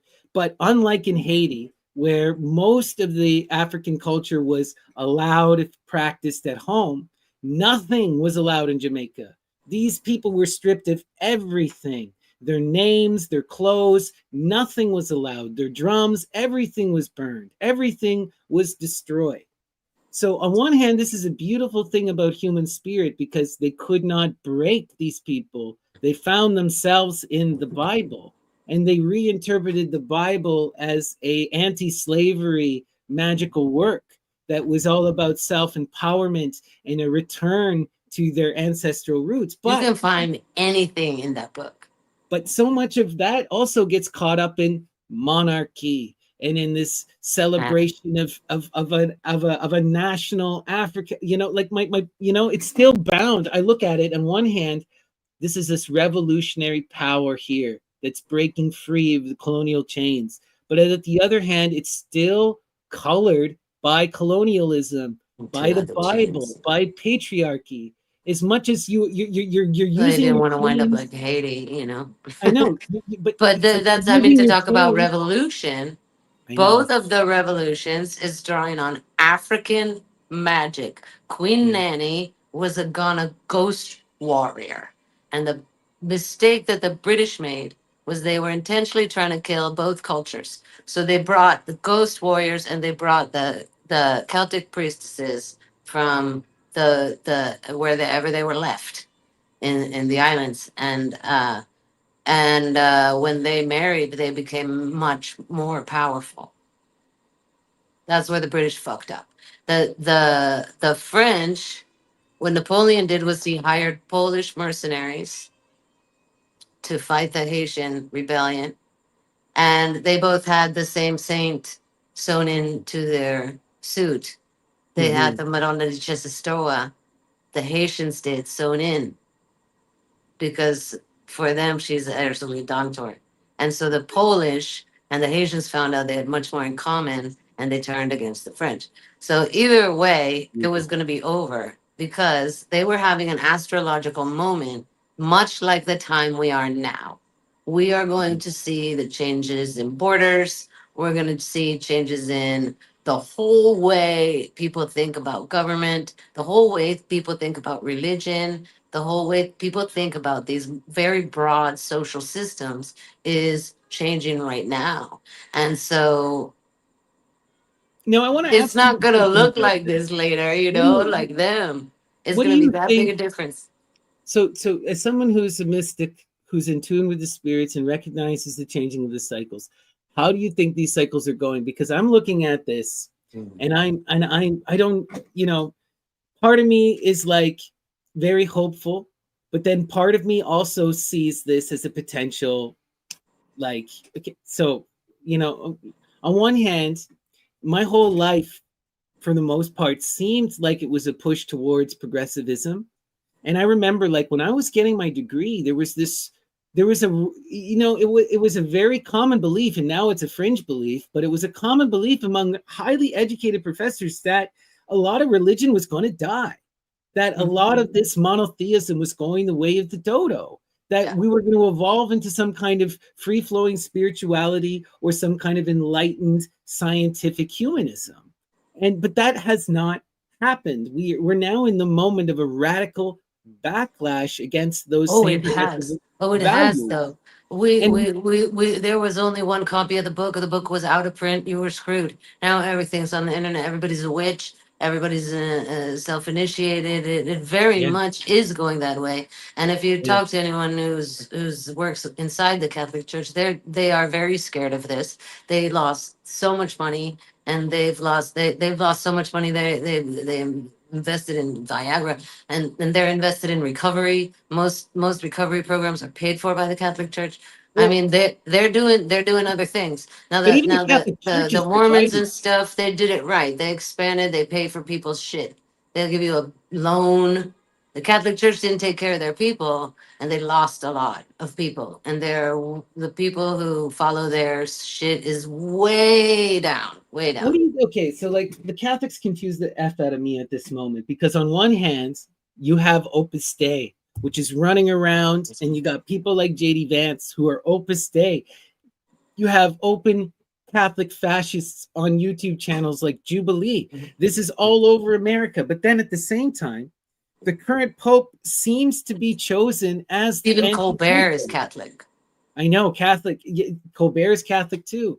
Gavin Newsom is Catholic, right? Sure. All of these people, like this is something that I always. There was a joke. I think it was George Carlin where he would goes, "You guys want to yell about the conspiracy of the Jews? What about the conspiracy of the Catholics?" It's like, Right. you know, There's also a little like, bit of confusion you can see them between everywhere. Why do we call it that? Catholicism and the mafia. Right.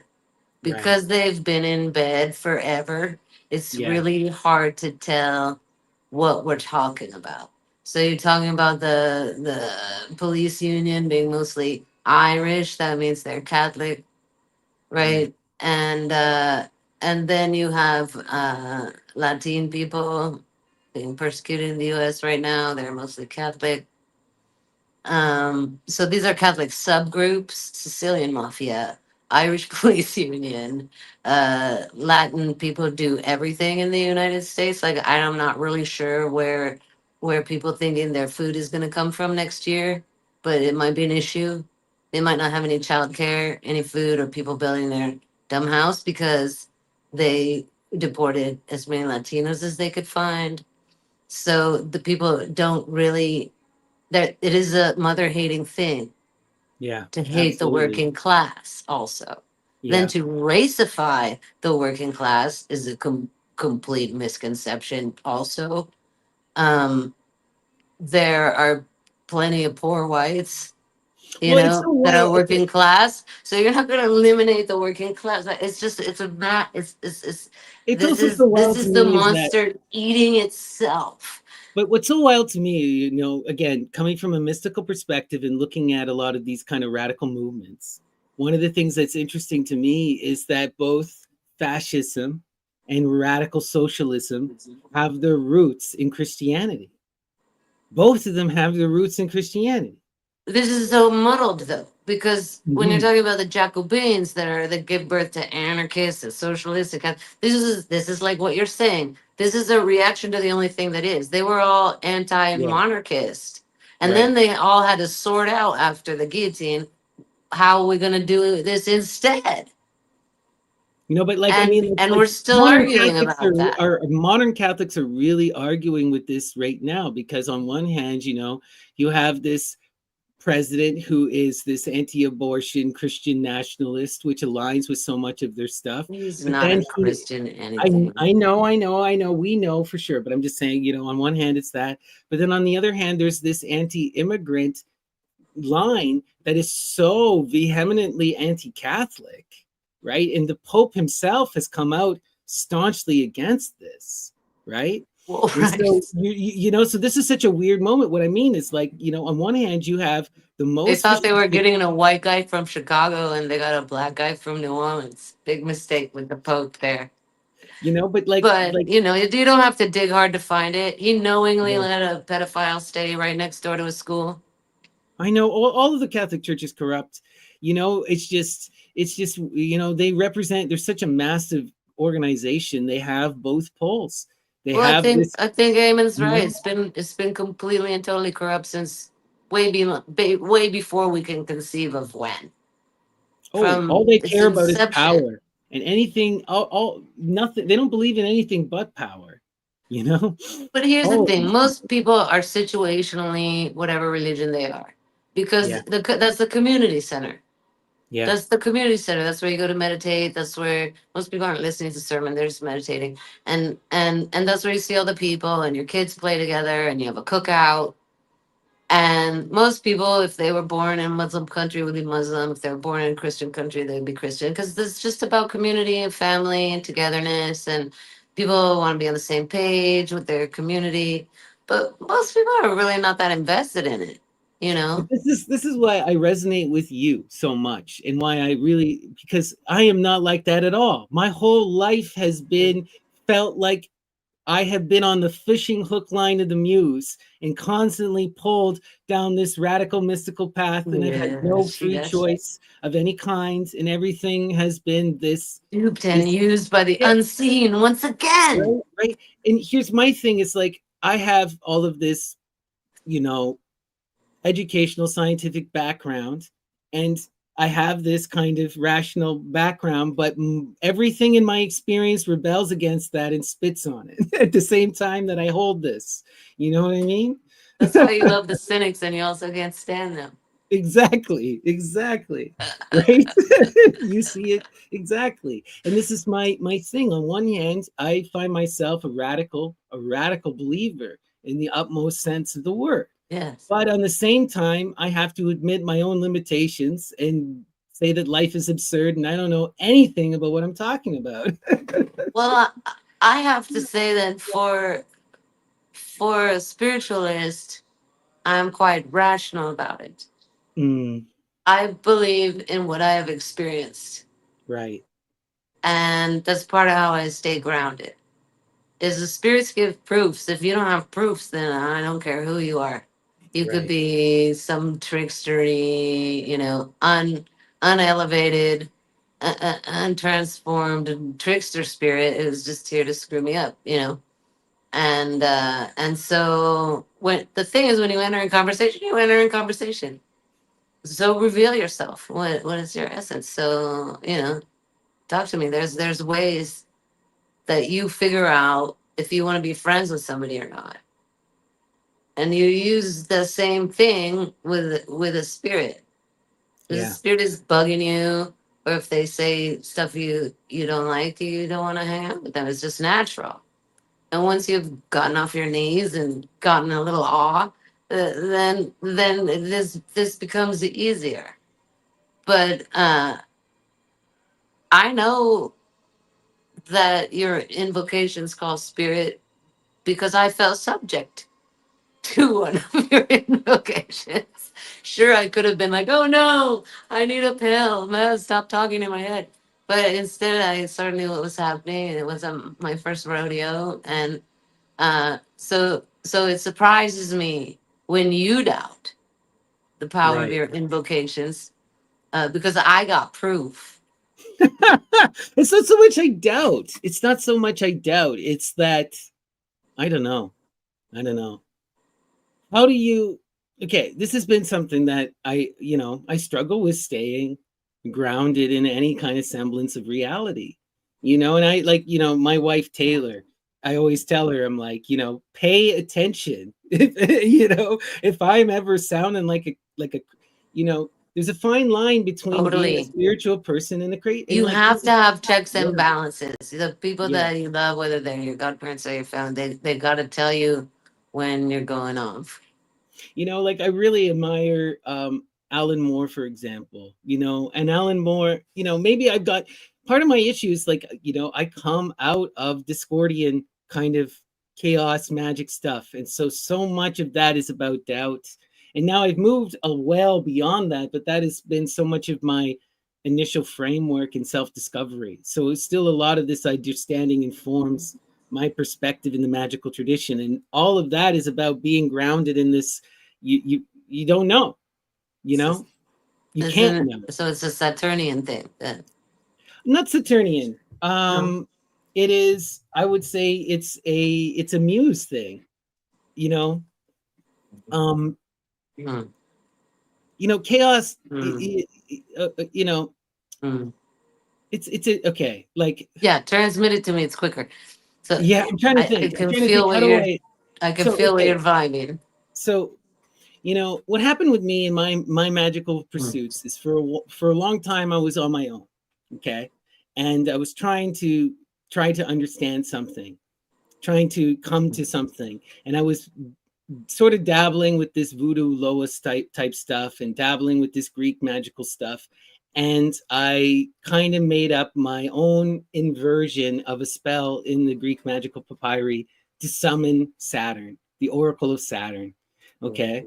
Heavy, heavy, heavy, heavy, heavy, heavy stuff. But I did it, and I asked Saturn to send me a teacher. Okay.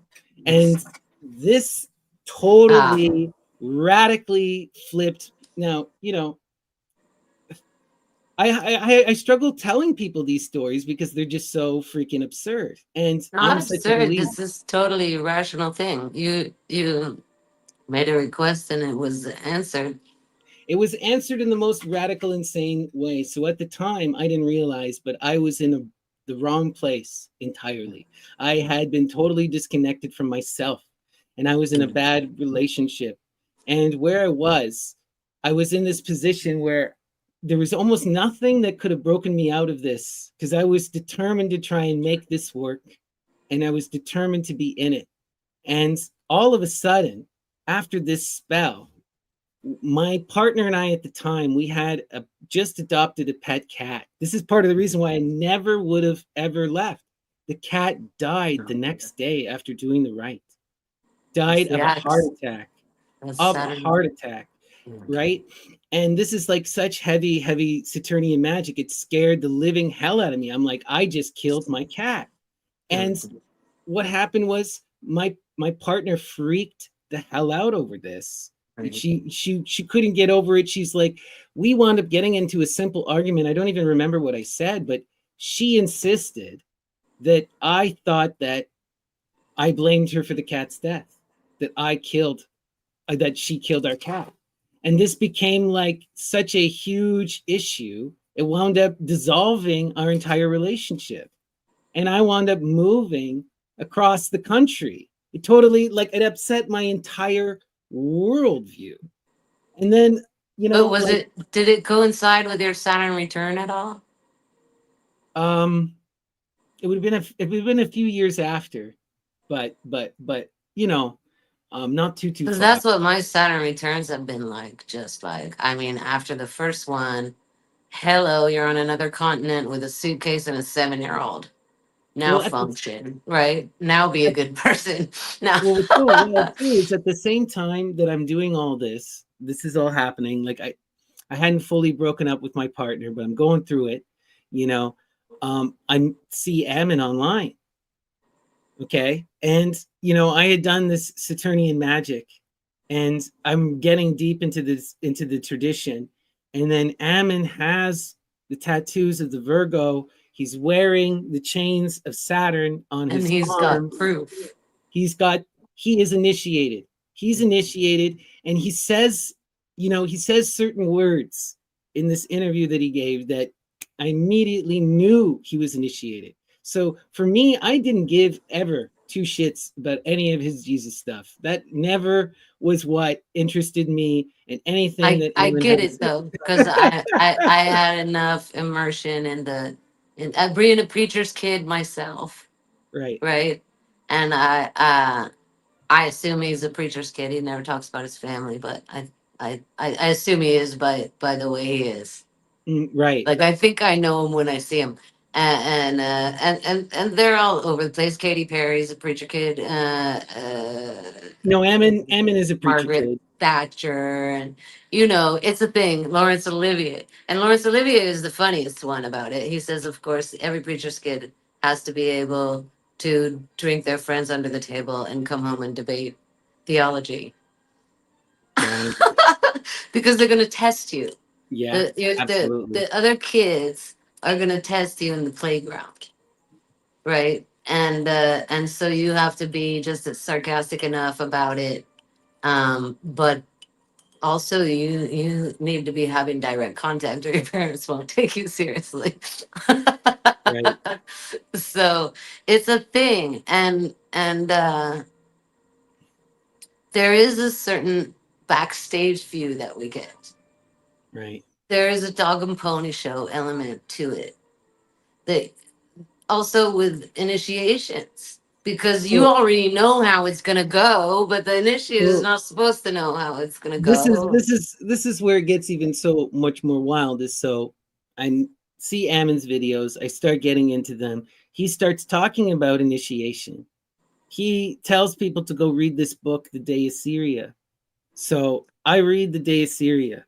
I have like a full on kind of like radical, not a vision, but like the muse spoke to me through this book.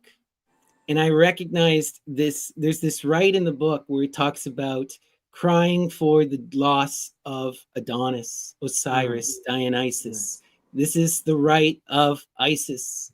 This is the great mother's right. When this is the morning right. And this was the initiation that Ammon directed me to. He didn't flat out say it, but this is where I got led to. And so I shaved my head in mourning for Dionysus, and I cried my literal eyes out, and like at that time, I'm non-binary, gender fluid. I had similar long hair like this. I had been growing it out for years, and I was even more feminine than presenting at that time. It was a But real sacrifice. It it matters was that a it was a real, real it was a sacrifice. real personal, deep sacrifice. It destroyed me in that moment, but I did it. And then all of a sudden, radical stuff started to happen. Ammon invited me on his show. We started becoming friends. I became friends with Neil Gnostic Informant. I started my own channel. I started joining my friends' Discord. I started meeting all these cool magical people. This whole magical thing for me has always been something that I've been afraid to engage others too deeply on, because when you start to engage people who aren't like us, people think you're insane, and it's hard to have these kind of conversations. So I have always just been, even though I studied religion studies, I kept the mystical stuff behind closed doors. But after the initiation, something changed, and all of There a have to sudden be now I'm like, spaces. I'm out here talking to people and waxing poetic in a way I never thought I could ever do, you know and it totally radically changed my life. Like now I'm married, I'm a professional tarot reader. Yeah. Everything has flipped on its pole. And now I'm no longer working with Ammon. I have nothing but love and respect for him, but the muse has sent me on to other things. The path continues. Yes, it does. Right. And what he brought me to was not the Saturnian path. This is the thing. It's like I thought I was getting sent down the Saturnian path. What I learned was that's not the path for me. That's not my path. This was a learning moment. Saturn helped me recognize the satire, recognize that Saturn has been vilified, that the divine feminine has been vilified, and allowed me to hear that which is silent. It gave me the knowledge to recognize Isis, right? To recognize Hestia. And this is my muse, right? And that was such a wild, radical thing for me, you know? Well, he created a community space. Yeah, So we need community spaces for people like us. Like Minerva Books was for me. You gotta right. have some place to go ride your bike over there where you can sit on the couch and it's okay to talk about all this stuff. And if not, if all you've got for a community center is church, then that's all you've got. And if it turns out to be inadequate or even a very violent place, as it very often is, then where's the other community center? Right. And I also had a junior museum, and somebody there knew that I was weird, and so they let me come in alone after class. I would use the pottery wheel and I would put my cup up there with everybody else's to get fired, but I didn't have to come to class because they knew I was a weirdo. I was a 6 year old in overalls riding my bike around town, right? And they're like, sure, you can come after class and do it. And this was a community center, right? They had art supplies. People Mm-hmm. need art supplies to even begin to find out who they are, you Yeah. know? That's such a good point. That's such a good point. And you have to take the time to cultivate. This is something like so much about knowing the self is also creating the self as an artistic creation.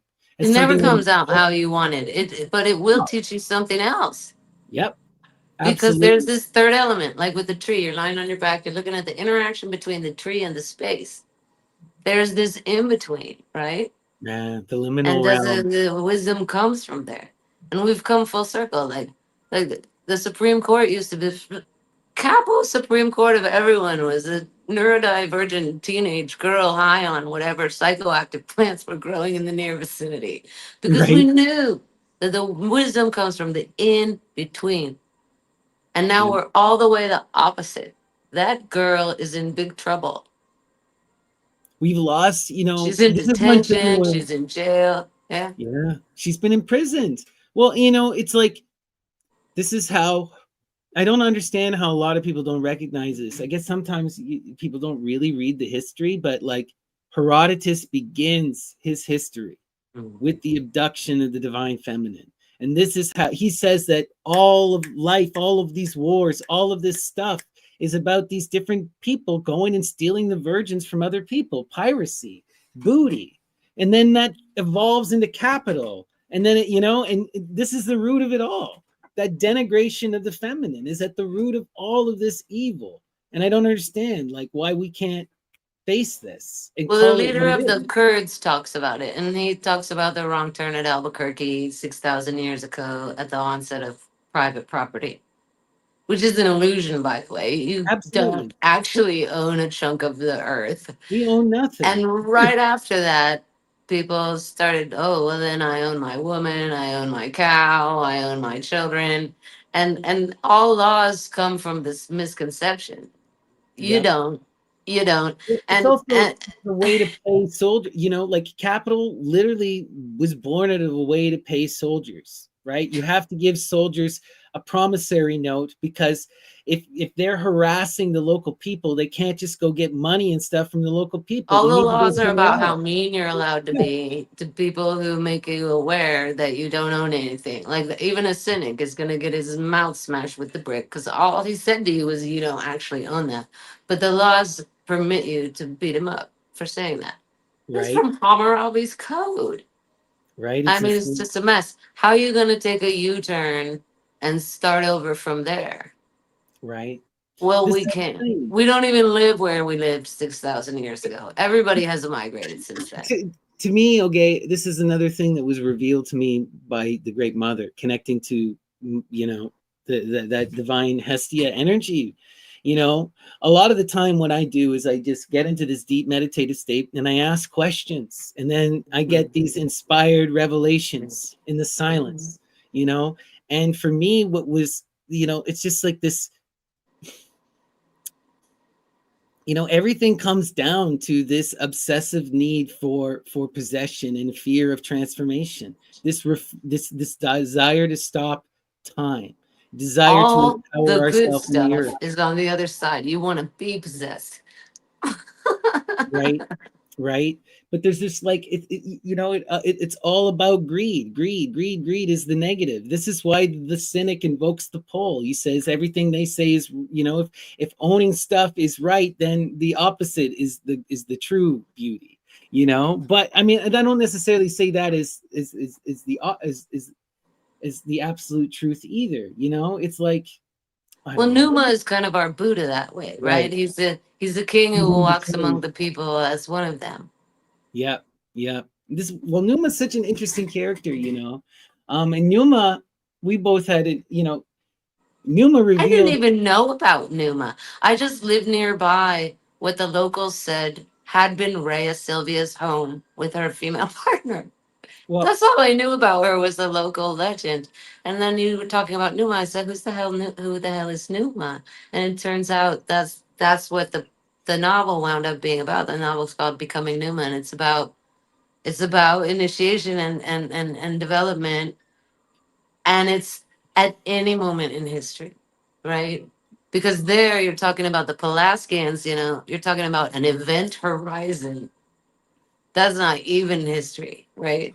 Yeah. It's that in between legend and history, and then we dig stuff up and we're like, see, the legend is real, and like, you know. Right. Well, this is one of the interesting things that blew my mind is that at the same time I was studying and first coming into under so how I found Numa was, Mm. you know, Ammon sent everyone on this find the secret name of Rome. Well, if you know where to look, Numa tells you the secret name of Rome just flat out. You know, it's a secret only to those who don't know how to recognize the muse herself, really.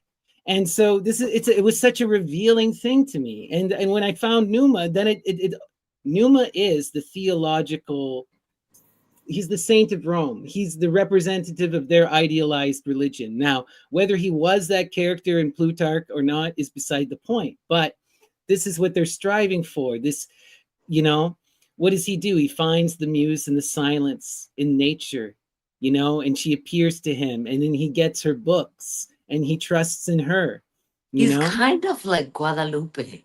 Yeah. He is an iconographer that is able to bridge the previous culture with The what is new here culture. now, what right or Yeah. wrong, the inevitable inadequacy of now. It's And interesting you point that out because he lives like a man from the golden age. He only eats spelt and water, right? Like, and he takes a it's like 5 year vow of Buddha. silence, right? He's like a Buddha. He lives like this natural person would in a previous era. He's not bound by their greed and affluence. And yet that's what he manifests in the creation of Rome. He marries a hooker, kind of like Jesus. Yeah, yeah, yeah. Well, one of the wild things too is like when I was doing this stuff, right? At the same time I was learning about Numa, they did an archaeological dig and they found Numa's house. Numa's house was attached to the Temple of Vesta. Of course it The was. Temple of Vesta was right there. They believe the original Now, see, Vesta this virgins is were the his kind of thing. daughters. This is the kind of thing you can't make up. Yeah. There's elements of this in the novel. I Wow. found out more history than I knew because I'm listening, I'm writing the story, and I'm like, that can't be right. And I go look it up, and sure enough. Or I look it up and it says no, but then a month later they dig something up that says yes. This is what kept me going writing the book. The spirits give proofs. If they don't give proofs, you're not following them. You're not hooked, right? Right. We And got to get your so, book published. for example, like if I'm doing a reading for somebody, right? Yeah. And they call and I drop in. We don't know what we're gonna get, and but the spirits give proofs that they'll tell me something that I can't really possibly know. Mm, But this is their process. They're not just trying to tell you stuff, right? no. Once they've got you, once they've given you a proof, now you're like, oh, what's coming next? And then they'll say something that would have sounded trite before, like everything is made of love. You Right. can't just say that to someone cold. No, this is what First, we were you getting have at to earlier. prove to them that you've Yeah. got some sort of vision, that you've got some sort of truth happening. And then when you say everything is made of love, and they cry. They wouldn't have, right? This And is so the something that process is involving the proof. Who am I really? Is there really a spirit? this is beautiful because there's you see this on full display in the character of Dionysus. Like you'll see often two descriptions of him. The vision of him from the Maenads and the vision from him from everyone else. Everyone else views him as this drunken wild man of the woods, this smelly guy who's running around in leopard skin and leather Ah, boots, Bigfoot. Yeah. right? He's like this weird, drugged out, crazy hippie guy, you Yeah. know? And they Watch your all are daughters. Yeah. deeply offended. But then when you look at the Maenads, they see him as the object of the divine masculine, the ideal masculine, the Because the perfected God, way they're gonna open is through the crazy wisdom. The right? Saturn thing, they're like, fuck you, and like this is a different personality type. This is a Yep, wild woman. the wild woman. right? Well, Dionysus in his essence, this is what a lot of people fail to recognize. He is the god of the nymphy, the nymphs, the god of the women, and he's the masculine through the feminine lens, And you know? as the masculine is gradually over the centuries trying to take over and silence, so you have all these ways of off guessing that, it's not going to work, But a lot it's of not going people to work. fail. It Yeah. sneaks out and through different things.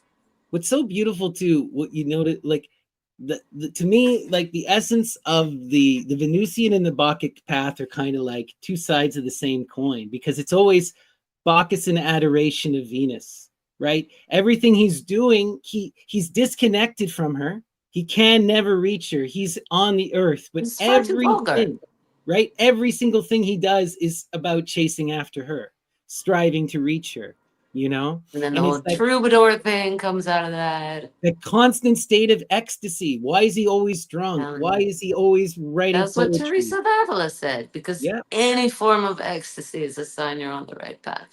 right. It's you And you have to do be what you got to partially do. You intoxicated. could be totally autistic. You're having a spin in the park and falling down to states of ecstasy with no drugs at all. Or you could need a massive dose of ayahuasca. But get that ecstasy how you can, because that is a physical referent. Right. You want a physical referent for truth. And truth is the same when you hear it, especially like if you've been in a bad relationship, finally you say the thing you're afraid of saying, and like the air clears, all of a sudden you can see straight, all of a sudden you don't feel sick to your stomach. And you were dreading saying that thing. But the other person feels freed also, strangely, even though it hurt. And Wow. It's so interesting. It's so ecstasy interesting. comes in all emotions and all for you can get off on jealousy, you can get off on anger, you can get off on sadness, or you can get off on freedom. It's totally up to you. Yeah. Yeah.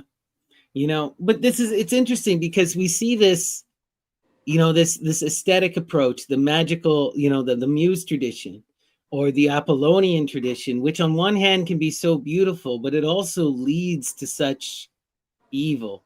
You know what I mean? We see this on both sides. Any of Well, the see, but this is this Dionysian, is that binary goggle coming in, right?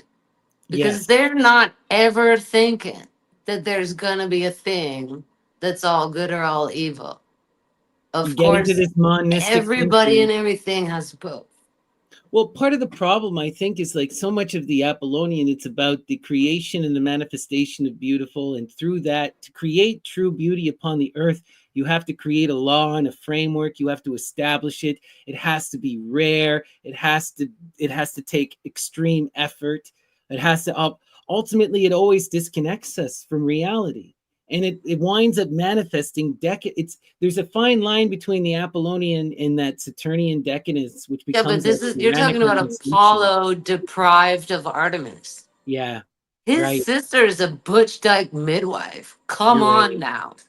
All she has to look at him sideways, raise one eyebrow, and he gets down off that pedestal. That's true. For sure. I just keep thinking because like Nietzsche talks about this, and so did even like Socrates talks about this. He said that the big issue with the Greeks was the pursuit of this absolute decadence, their love of spice and sweets. You They're know? coming. They're a mother worshipping matriarchal society that is gradually being hijacked Yeah. by sex Masculine. traffickers and Yeah. drug traffickers. And boy, can you get into some narcissistic states there.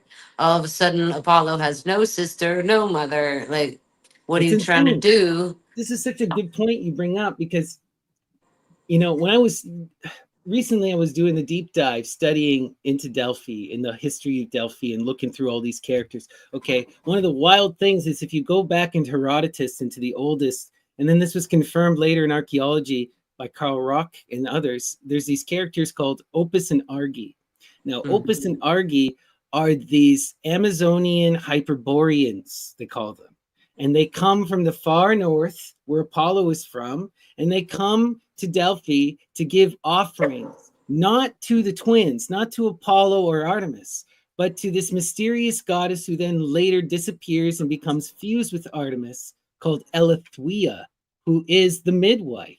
In the earliest iteration of the stories, which aren't written down, That is true. Eleutheria gives birth to Artemis and Apollo. But then later on, She Artemis is the becomes the truth midwife. of disclosure, the gradually, kindly revealed. She guides me when I'm working with people who have come for healing from trauma, because the memories, you don't want to see them all at once. You want this gradual parting of the mists, only as much as you can handle at one time. And only a midwife knows how to regulate a childbirth so that it's dilating only as much as you can handle at one time. That's where that's where it comes from. But I find this energy extremely useful in healing work. And so Yeah. there was her, and there was the snake, there was the Pythia that was there. Yeah, there So was the Python. Apollo taking over Python. Delphi is already a socio-political event. We are already in the newest sphere. Right. What gets so wild though, get this. So I'm looking into these characters. I wound up writing a bunch of poetry about Opus and Argy because I was just so inspired by them for some reason. The muse was guiding me. But when I was digging into them, okay, Carl Ruck and others did this excavation and they found, you have a story of another set of these Amazonian twins, but they are abducted by Castor and Pollux and become their wives, like through this abduction and rape, you know? And when you go to the actual Delphi, there's a statue of Castor and Pollux and their Amazonian wives, but they found a hidden cave that had been buried over. They dug it out, and in the back of this cave, they find the original Opus and Argy with no castrum, no masculine there at all. And this is the oldest cave and the oldest worship. These were the original priestesses who set up Delphi to worship this midwife goddess. And they come from the far north to bring this cult and establish it there. And the snake is older. The snake goddess in the cave is even older than that. It's even older, right? You're dealing with primordial stuff, but this also, right? When we And see there's this, also a Lethia that we only dig up as much as we can digest and it's at always a the time. satire too. We have to look at again, right? Like I think the turning of this goddess into the Pythia into Python, I think is a satire. It's denigrating the feminine and making her a monster. Yeah, Now, he murdered the snake because that was the nymph. Instead of Numa marrying, he murdered exactly. her and took over the shrine. Yeah. Exactly. Well, even in the earliest stories, okay, you have this Titan, okay, who is Well, what do the you think goddess of about the Titans being Phoebe, from Libya? right? Wild stuff. Call Africa again, right? And then you're talking about that lake that is no longer there. Right. You're also talking about that weird city where then Crowley goes to lose his mind. Like, it's still taboo to go in there. Drones go in there and take pictures, but you'd be hard pressed to find anybody to take you in there. Also, because they tried that and the guy lost his mind. So, no, but this is it's very old. Now we're in the event horizon also about this Right. Great Salt Lake system in North Africa, and We, uh, we, we and clearly that can see, maybe our religions all come from there. We're not really right? sure, are we? I mean, I think, religion is primordially human and we take it with us everywhere. So it ultimately comes out of Africa, but it goes with us wherever we go, you know? But like You were there's saying a about the Titan. clear thing that we can see though in the Greek tradition where in the earliest iterations, like the Titan, the original goddess of prophecy is a Titan named Phoebe.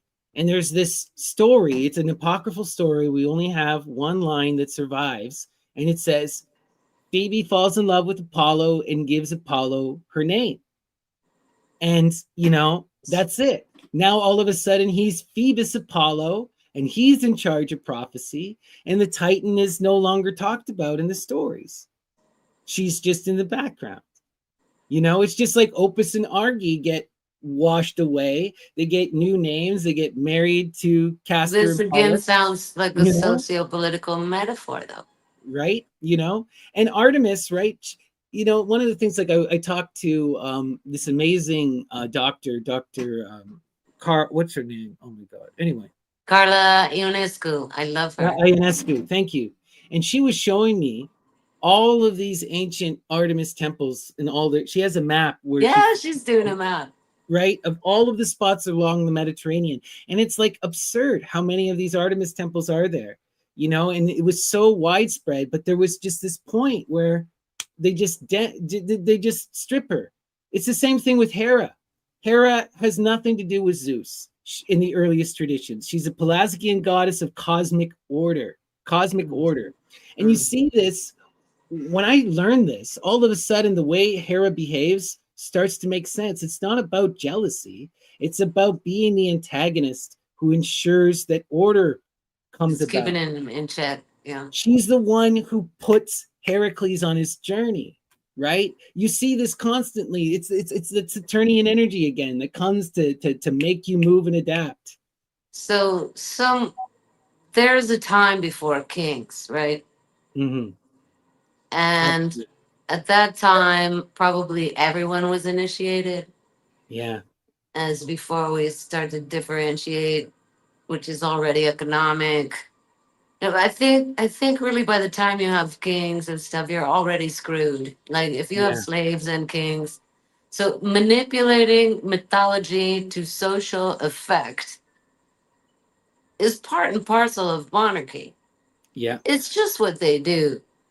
And yeah, so the version that they're giving you as is like Napoleon said, it's a fable agreed upon. yeah. And it's agreed upon, nowadays in back boardrooms, with people who don't care about you. And Yes. I think it was also definitely during the Roman Empire and perhaps for a good chunk of the Greek as well. Absolutely. Absolutely. Well, you see, it's kind of it's just it's sad. You see the last kind of vestiges of the great mother cult in the Roman Empire. You know, you have a couple moments of just like explosion and then it peters out. Like you know, Rome is notoriously kind of patriarchal through most of its history, but we do have the founding with the Vestal Virgins. We have we have the grand event which establishes empire, which is where they go to they're at war with Carthage and they're losing. They've almost completely lost. And in desperation, they visit the one of the oracles. I can't remember which one, but the oracle reveals to them, they say, you need to bring the statue of the mother goddess to Rome and install her on the Saturnine hill. So they go to Pergamum in Syria. They get the the literal black obelisk meteorite of the goddess of Cybele, Rhea Cybele, and they install it on the in Rome. And this eventually leads to Heliogabalus becoming emperor, who was a leader of this Cybelian cult. Was Who he a went, Gala? yeah, well, he went through. He even like so Heliogabalus is interesting. I got to send you this wild book. You know Artaud, Yeah. Art, you know Artaud is a magician, and he did this whole magical work where he summons Heliogabalus, is possessed by Heliogabalus, and he's possessed by him by over a week. And throughout this week, he gives a performance to his best friend, this girl who writes it all down, and it becomes this book called The Crowned King of Anarchy or Heliogabalus. It's wild, but it's and you know his history stuff. You know me, I'm Mr. Academic Nerd. I went through all the history. It all lines up. So some of it is his own mystical stuff that he got from the spirit channeling, but a lot of it is it's accurate. Yeah. Wild book, but But see, Heliogabalus, that's what I'm saying is that can happen. yeah, It can be accurate because it is coming from the spirit realm. right. Arto, I'm not sure what happened to him as a child because, and I'm not sure why nobody took him home instead of letting them lock him up. But So his story is I because first he ran into, I read the Diary of a Nice Name when I was a kid, and her depiction of him because she went to there was a court sentencing or something, and he was legally he had to go to the yeah. insane asylum, and she was there for that, and his descent into he was dissociating in the courtroom. He was gonna okay, you're sending me to the underworld. Here I go, Well, and his story is so sad. Like, I identify with him so much because he was just a neurodivergent kid, really. oh yeah, That didn't It didn't need to be that way.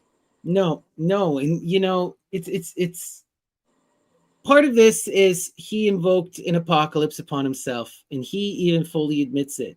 He, like I did, he asks for initiation, and all this kind of radical shit Oh, happens be to him. careful what you pray for. Yeah. Exact. So what happens with him is before he gets in the insane asylum, he um he goes on a radical trip to Mexico, and this is wild and insane. He's doing this in the 30s. Okay. So he travels to Mexico. He doesn't speak any Spanish. He's got no money. He travels into the middle of nowhere. He meets these people called the Tarahumara. He somehow Oh, the manages to runners. convince Yeah, it's them. the runner. He manages to convince these people to accept him in, and he becomes initiated into this cult of the cross. They And he give him talks, some form of initiation. yeah, he takes peyote. He has to dance with this cross on him, and he goes through this crazy thing.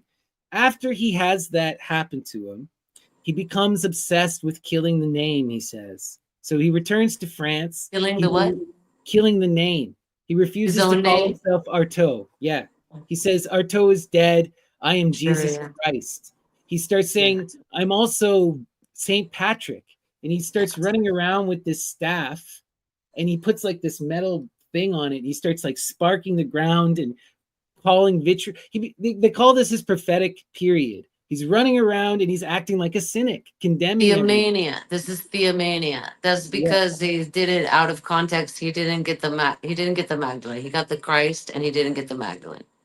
yeah. So what ends up There's the happening? drugs to come down are really, really, really important. Wow.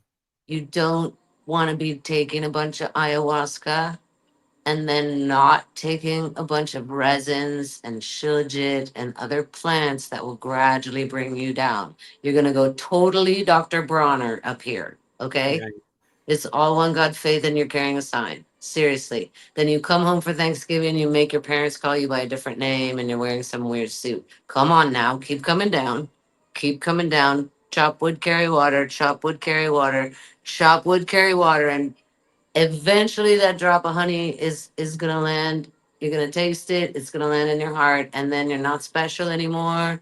You are not a guru, you're not a god, you are not special anymore. Everything is love anyway, and then you're gonna come down even more. But That's the yeah. alchemical process, and you can get stuck in any one of those. So what Those happens the with people Artaud? gave him some form of initiation and then they dropped him off at a peak which he could not psychologically handle.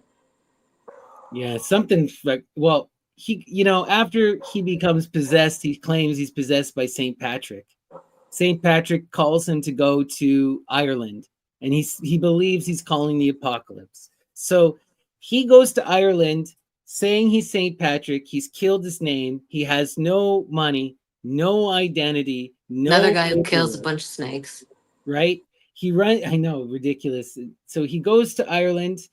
He manages to convince a bunch of people to, like, I don't, Artaud is such a charismatic. His whole life, people just He's give him he's money a to babe. do shit for him. Okay, this It's guy wild. this guy is drop dead gorgeous and he's compelling the way only insane people Exactly. really So are.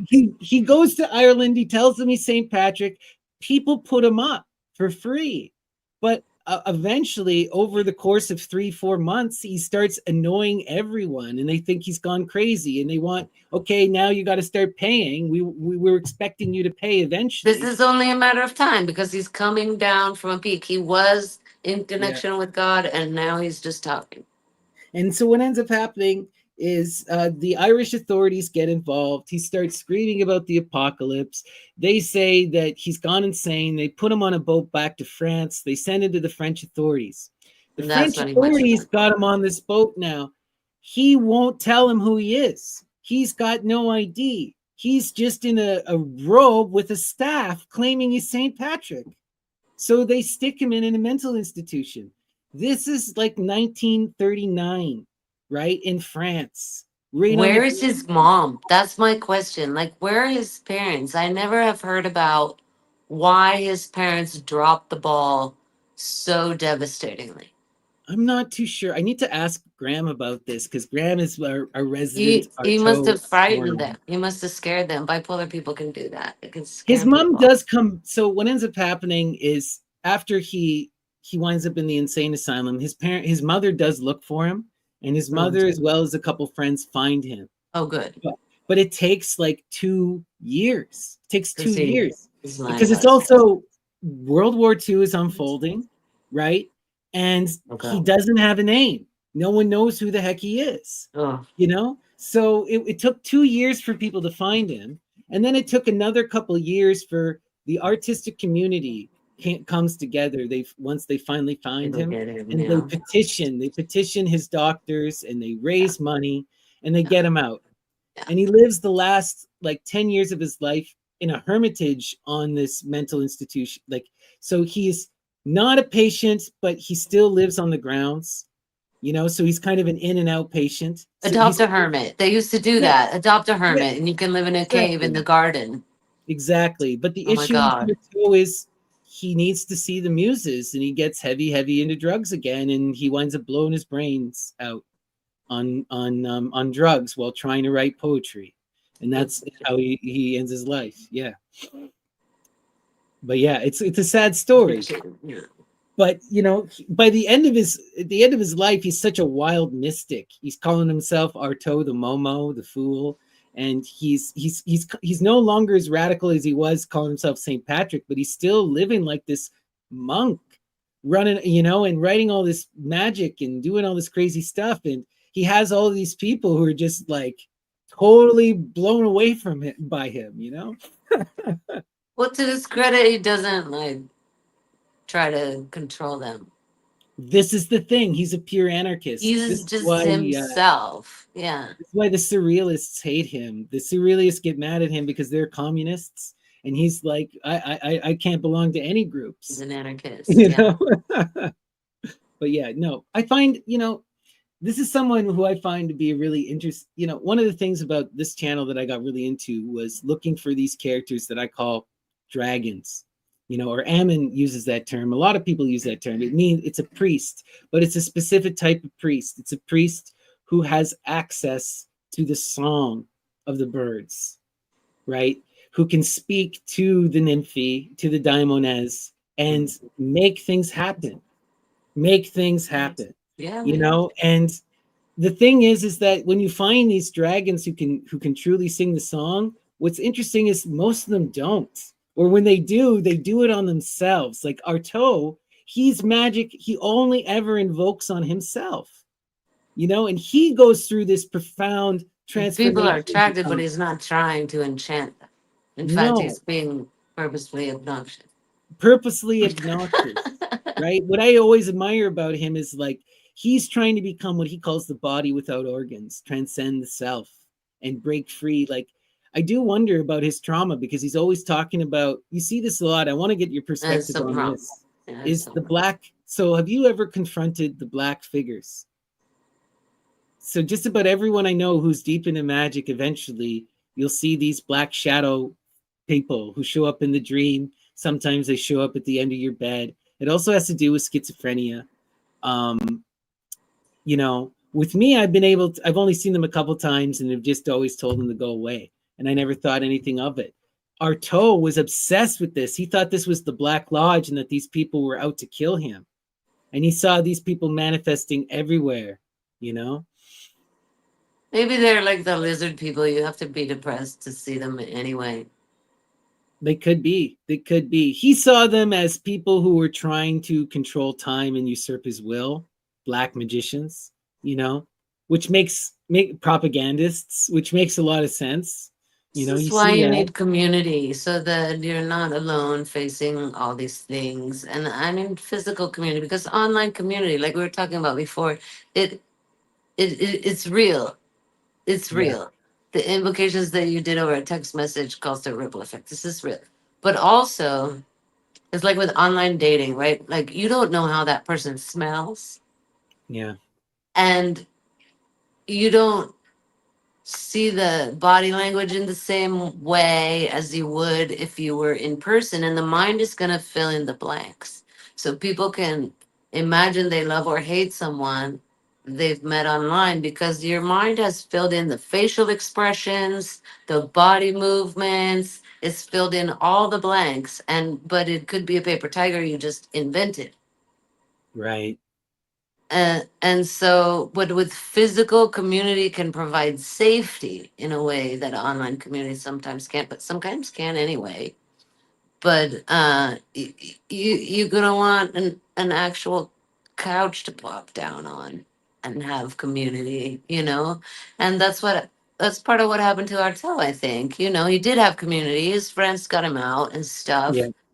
But he is experiencing these initiatic states without a context. People die for lack of a context. Yeah. No, You're that's such a gonna good point. want friends, and also people who tell you where to get off, not just acolytes, you know? Right. You know, there's power in the community and in the traditions that have been cultivated in the earth. They have experience. They would have dealt with things like this. And Artaud is someone who is, you know, deeply magically inclined, but is pulling at strings by themselves, you know, without a, you know, we see this all the time. Like I notice this a lot in magical artists. You know, you see Mhm. artists and you're like, you got to be inspired by the muse. Like the muse is pulling out shit from you, but then you listen to them and they're completely ignorant. And it's like it's wild to me to see some things like this. Like a perfect example of this is someone like a Prince, and there or even like someone like a Little Richard. If you look at these characters in their early career, they're the most radical, boundary pushing, innovative, inspiring people imaginable. And then Yeah. something happens and they give it all up and they become radical Christians and then they spurn all of the beautiful art that they created. Oh, see, I thought they were raised by radical Christians They were. who were abusive to them, That's and true. therefore they developed this conflictual relationship with God. That's an interesting way to see things. I didn't see it that way. And that's Hmm. what I'm talking about when I'm saying if you find yourself really hating on Jesus, there might be more to it than that. Hmm. And you might have a wound there somewhere that is not really about Jesus. That's so true. You know, that's so true. And I mean, I don't want to, I'm not casting aspersions on anyone, but when you see people obsessed, right? Like the Satanists, the real Satanists, you know, and they can't escape from that Christian lens, Well, you no, know, and you know they can't, because what you see is them repeating it. Then you get satanic societies, they're trying to break away, they're trying to heal from abuse, and they become the abuser, you know? And right, that's because you didn't want to heal. And what's going to happen when you heal that you're so scared of is the same thing that's going to happen with intimacy. You know, the memories are going to come back, and it's going to be really hard to sit with that, right? It for a child, especially, that someone who loves them is going to hurt them, right? Is is a real mind fuck, and it's very difficult to stay whole and see that. So the memory gets repressed. You put it on the back burner until you're grown up, and maybe you can handle seeing that, right? And it does, the body has this wisdom. It's a Lethia. She's doing it, right? right, Gradual disclosure. The memories slowly come up when you have a drug experience or a spiritual experience or a sexual experience that blows back the curtain for a minute, and then the memories start to come up. So you need your community right then to work it through, man, because you're gonna remember stuff. Why did you repress it? Because you can't handle seeing it. And then you're gonna see that. And then you're gonna, now do you believe in God after you've seen how horrible human beings are, right. that they would do this to a child? Now do you believe in God? It's challenging. It's challenging. It is really challenging. It's just so interesting though, you know, like I think one of the things that I think is that a lot of people connect to the spirits and don't understand or don't fully grasp what exactly is happening, you know? And I think a lot of this is because of childhood trauma, you know? But like it's wild to me when you really know how to look at the world with that magical lens. You see it everywhere, right? Don't let them take that. They took enough. Don't let them take that. And that can be recovered because, like intimacy, it's always just right there. It's Mm, right there. All the proof you need. wow. So we're coming up to 3 hours here. I want to start winding down. We're gonna have another That's talk a long to get time. Oh my god. more into this because you're such a beautiful soul, and I always enjoy chatting with you. And we could just go off I on enjoy diatribes. your show in my living room every night. It's such I get so pumped to realize that there are actually people who are totally great and are doing the work, doing the footwork, and I know you study a lot about community building, and it's just so important that people have you, when especially if they maybe feel alone, it's so important that the way you've made yourself available Oh, thank in a you. very intimate sense takes an enormous amount of courage, and I have a lot of respect for you. Thank you. Thank you, Leslie. I really appreciate it because I have so much respect for you. Like I hope people are able to really get, your essence from this interview. We have to talk more because you're such a powerful, magical person, and you are what you say you are. And the thing that I always admire people most is people who can truly be their beautiful, unique self, and that's very clear. With someone like you, and it's beautiful. Well, you know what? Everyone should know. Georgia Keefe said she suffered from anxiety every day of her life. She just did it anyway. Is the where everybody is scared to be themselves. Even if you're used to it and you make a habit of it and you even make a big effort, then it's still hard and it's gonna always be hard. But you got to do it anyway. Beautiful. So, is there any last piece of advice? Because most of the people in this community are spiritual seekers, are people who are really interested in the things that you have achieved. If you were to advise people along their own magical path and to explore inspiration, what would you suggest? Stay grounded and keep people around you who will tell you when you're going astray. That's beautiful. Also, watch out for addiction and watch out for the hidden Catholic agendas in recovery.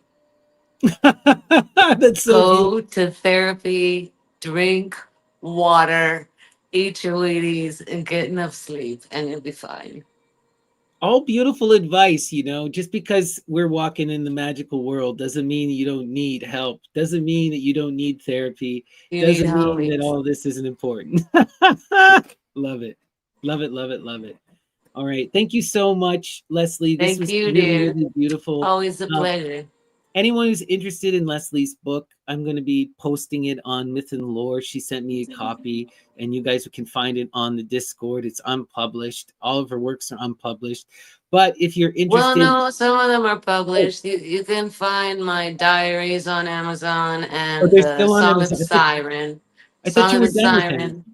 That was the one. The Song of the Siren was when I got possessed by a fury, and that was one of the things that I learned from Eamon about some of the. It was explained to me why she was so extreme. Anyway, that one is on Amazon. I don't get paid for it. They stole it, but whatever. It's out there, and hopefully I will be able to produce Becoming Numa. I'll get a cover. I'll get a copy editor, and then I'll put it on there, and it'll be available in paperback. Well, it'll get out there. People want to read it. Send me your PDFs and I'll post them on the Discord. Right on. Send me your link to is it just your name, Leslie Selene at Amazon, on Amazon? Yeah, Leslie Selene. Yeah, the Okay. title's too long. You won't remember it. All right. So everyone, if you search Leslie Selene on Amazon, her books will come David. up. Lovely, lovely stuff. And yeah, let's get together again soon and we'll dive more into beautiful, magical discussion. Yeah. All right. Love Thank you, you. Ciao, Leslie. bello. Take care. Good night. And peace and love, everyone. Thank you also to Exit here. We got a couple donations. They didn't ask any questions, but shout out to Exit. Thank you for the support. We really appreciate it. Thank Much love you. to you. All right. Good night, Bye, Leslie. everybody. Good night, everyone. Take care.